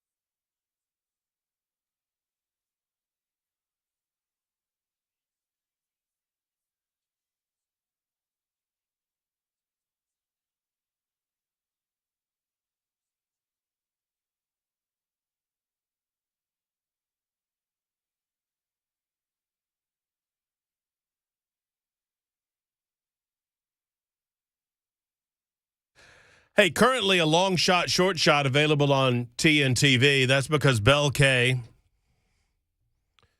he's drawn a line in the sand and he's turned his camera around. We'll figure it out. All good. 237 SuperTalk 99.7 WTN. Coming up in a moment, I'll tell you the weirdest thing I've ever heard of being found at a gas station, and it is probably enough of an adult-oriented conversation that I have to give you a little bit of forewarning on it, because there's no way around telling you what was found without being a little bit graphic. Angie says, what, a baby? What happened? This is years ago. I was mid-20s, and I pulled up to a gas station, and it was just a coming together of a couple of events, and the timing was just exactly right, where this baby was in a carrier, and apparently there was two. It was a man and a woman. The guy had gone inside either to buy gas or to buy something. The woman had gotten out of the car with the baby and had sat the baby between the gas pumps in a way where the baby was facing me on the other side of the gas pump. So I was on the other gas pump, and they were on this gas pump. Well, the woman, I guess, had to grab something real quick, got back into her car, and was there long. And got back in the car and shut the door, which was weird. But yes, I pull up to the pump and there's a baby there by themselves. And it was only for a few seconds before the woman gets out and then starts, taking care of her baby again. So that's absolute truth. Before we get into that, let's listen to a delicious montage. Not a montage, but just two segments. One of AOC and the other of Congresswoman Tlaib. AOC first on the floor of the House of Representatives, absolutely freaking out for 90 seconds. Go.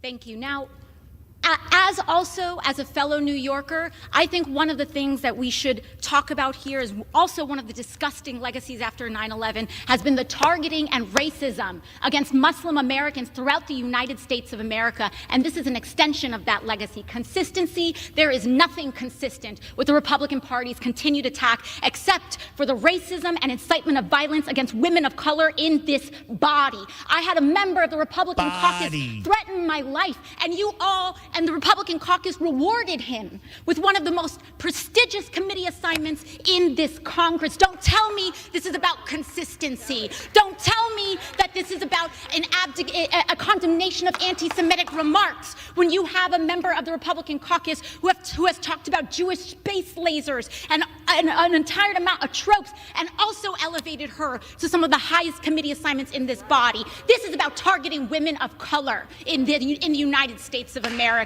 Don't tell me, because I didn't get a single apology when my life was threatened. Thank you. I think she needs a hug. I really do. She's preaching up there, man. So there were three individuals that it was determined by the Speaker of the House of Representatives were being inappropriately placed on certain committees by the minority party. Kevin McCarthy. Now, Bell, you need to help me here. Ilhan Omar, woman of color? Yes. Okay. She's from Africa. Okay. Eric Swalwell. Likes women of color? Woman of color himself? Probably. Person of color? Probably not. Woman of color. Adam Schiff, old pencil neck. Not a woman of color, I don't think. No, just a D-bag. But AOC says during her temper tantrum that this was all about targeting women of color. When you do not have an argument, when you understand that you're being hoisted by a petard of your own making, it was the political left that did this.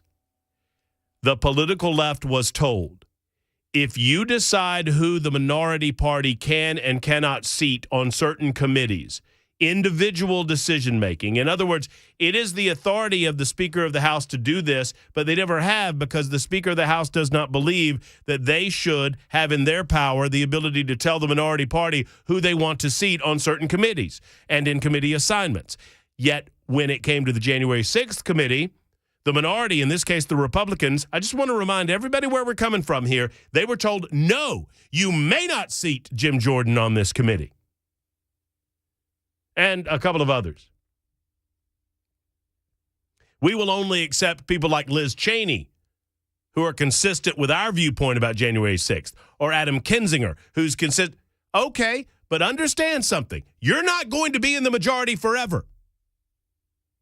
And what is good for the proverbial goose of color is good for the gander of color.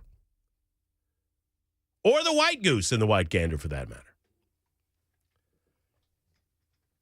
But AOC has no argument because she understands what's going on, and so she inflames tensions and claims that it's about something that it's not about. These ad hominem attacks against Republicans, absurd. Stochastic terrorism, they'll call it. And the liberals will lap it up. And stochastic terrorism. It's so awful with the Republicans. We need to shut down that talk radio, guys. It's stochastic terrorism. Then there's Representative Tlaib. These two speak for themselves, but let's just go ahead and listen to what the good representative has to say about Ilhan Omar being left off of a committee that she does not deserve to be on. Go. Desperation. So desperate to distract the American people from their total inability to govern. The GOP is now doing what it is best at, weaponizing hate against a black, beautiful Muslim woman. Congresswoman Omar's lived experience as a refugee and a child of survivor of war should be welcomed on this committee. It is needed. When you can't pass any bills that actually improve the people's lives, they turn Congress into a place of fear-mongering hate. It is so painful to watch. How ironic that the so-called lovers of personal freedom are now moving to censor Congresswoman Omar in the same week they introduced a bill to ban federal employees from engaging in censorship. Where are the free speech warriors today? The hypocrisy is obvious to the American people. You are showing who you all are, really. The gentlewoman's time has expired. Omar will not be silenced. The gentlewoman's time has expired. To Congressman Omar, I am so sorry, sis, that our country is failing you today through this chamber. You belong The gentlewoman is no longer recognized, and the gentleman from Mississippi is recognized. Ma'am? You need to get a hold of yourself. This is a Denny's? Yeah. Ma'am, this is a Shoney's. Can I take an order or get you some water? That's my favorite joke to make. With these people Kills going me every time you tweet that. People get on social media and they're just absolutely unhinged. Just go and look at any given tweet from Rob Reiner on any given day, and he's just totally, completely unhinged. Sir, this is a Wendy's drive-thru. Can I help you with something? And it's like they're just randomly screaming about things. In the meantime, you got Joe Biden. Well, as Dwight said, people of color are much more likely to live in homes where lead exposure is an issue. What? He's wiping his nose. Dwight said, people of color are much more likely to live in homes where lead exposure is an issue. Okie dokie, Mr. President. Also, Mr. President has nothing to do. Remember, Joe Biden has nothing to do with inflation. Wasn't on his watch. And, this was, by the way, today, where he's talking about lead pipes. And the recalibration of last month, and the recalibration of last month. I have to laugh about this, guys. AOC, the rest of the squad, they're the future of the Democrats. Joe Biden's the president. Who's worse? At least Biden has his age and infirmity to fall back on.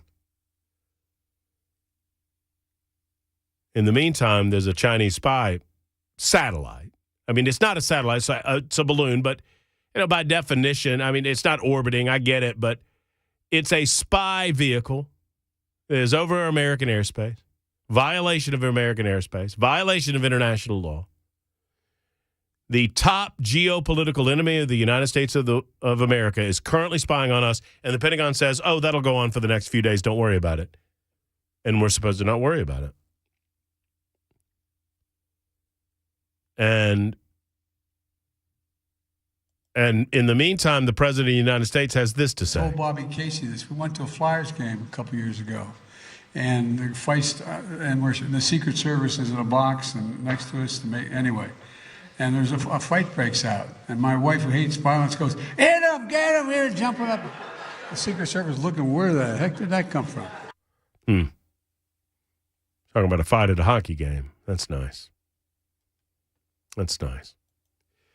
All right, before we go, what is the oddest thing that you've ever found at a gas station? I warn you, there's really no way for me to report this story without it being somewhat graphic. You've been warned. Mobile, Alabama. A gas station attendant in Alabama made a grisly discovery in his store's parking lot recently. It was a human sex organ. Male sex organ. Yes. The sex organ, which belonged to a male. Well, I don't want to.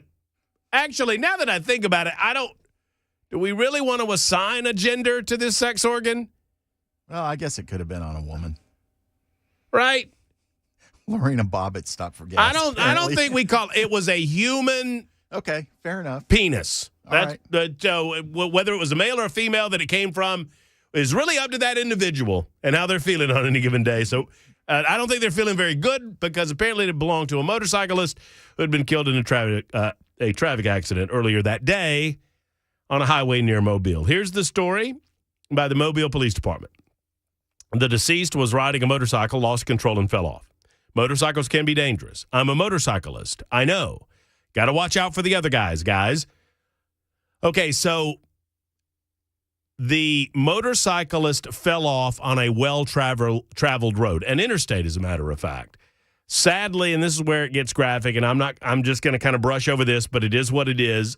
Multiple vehicles struck the individual prior to authorities being able to get there. Okay? The individual, now reportedly identified as 29-year-old Christopher Means, was pronounced dead at the scene. And apparently, of all of the vehicles that allegedly struck him, only one stayed at the scene. Police are reportedly still looking for the other drivers involved in striking the body after he lost control of his bikes moments before the accident. And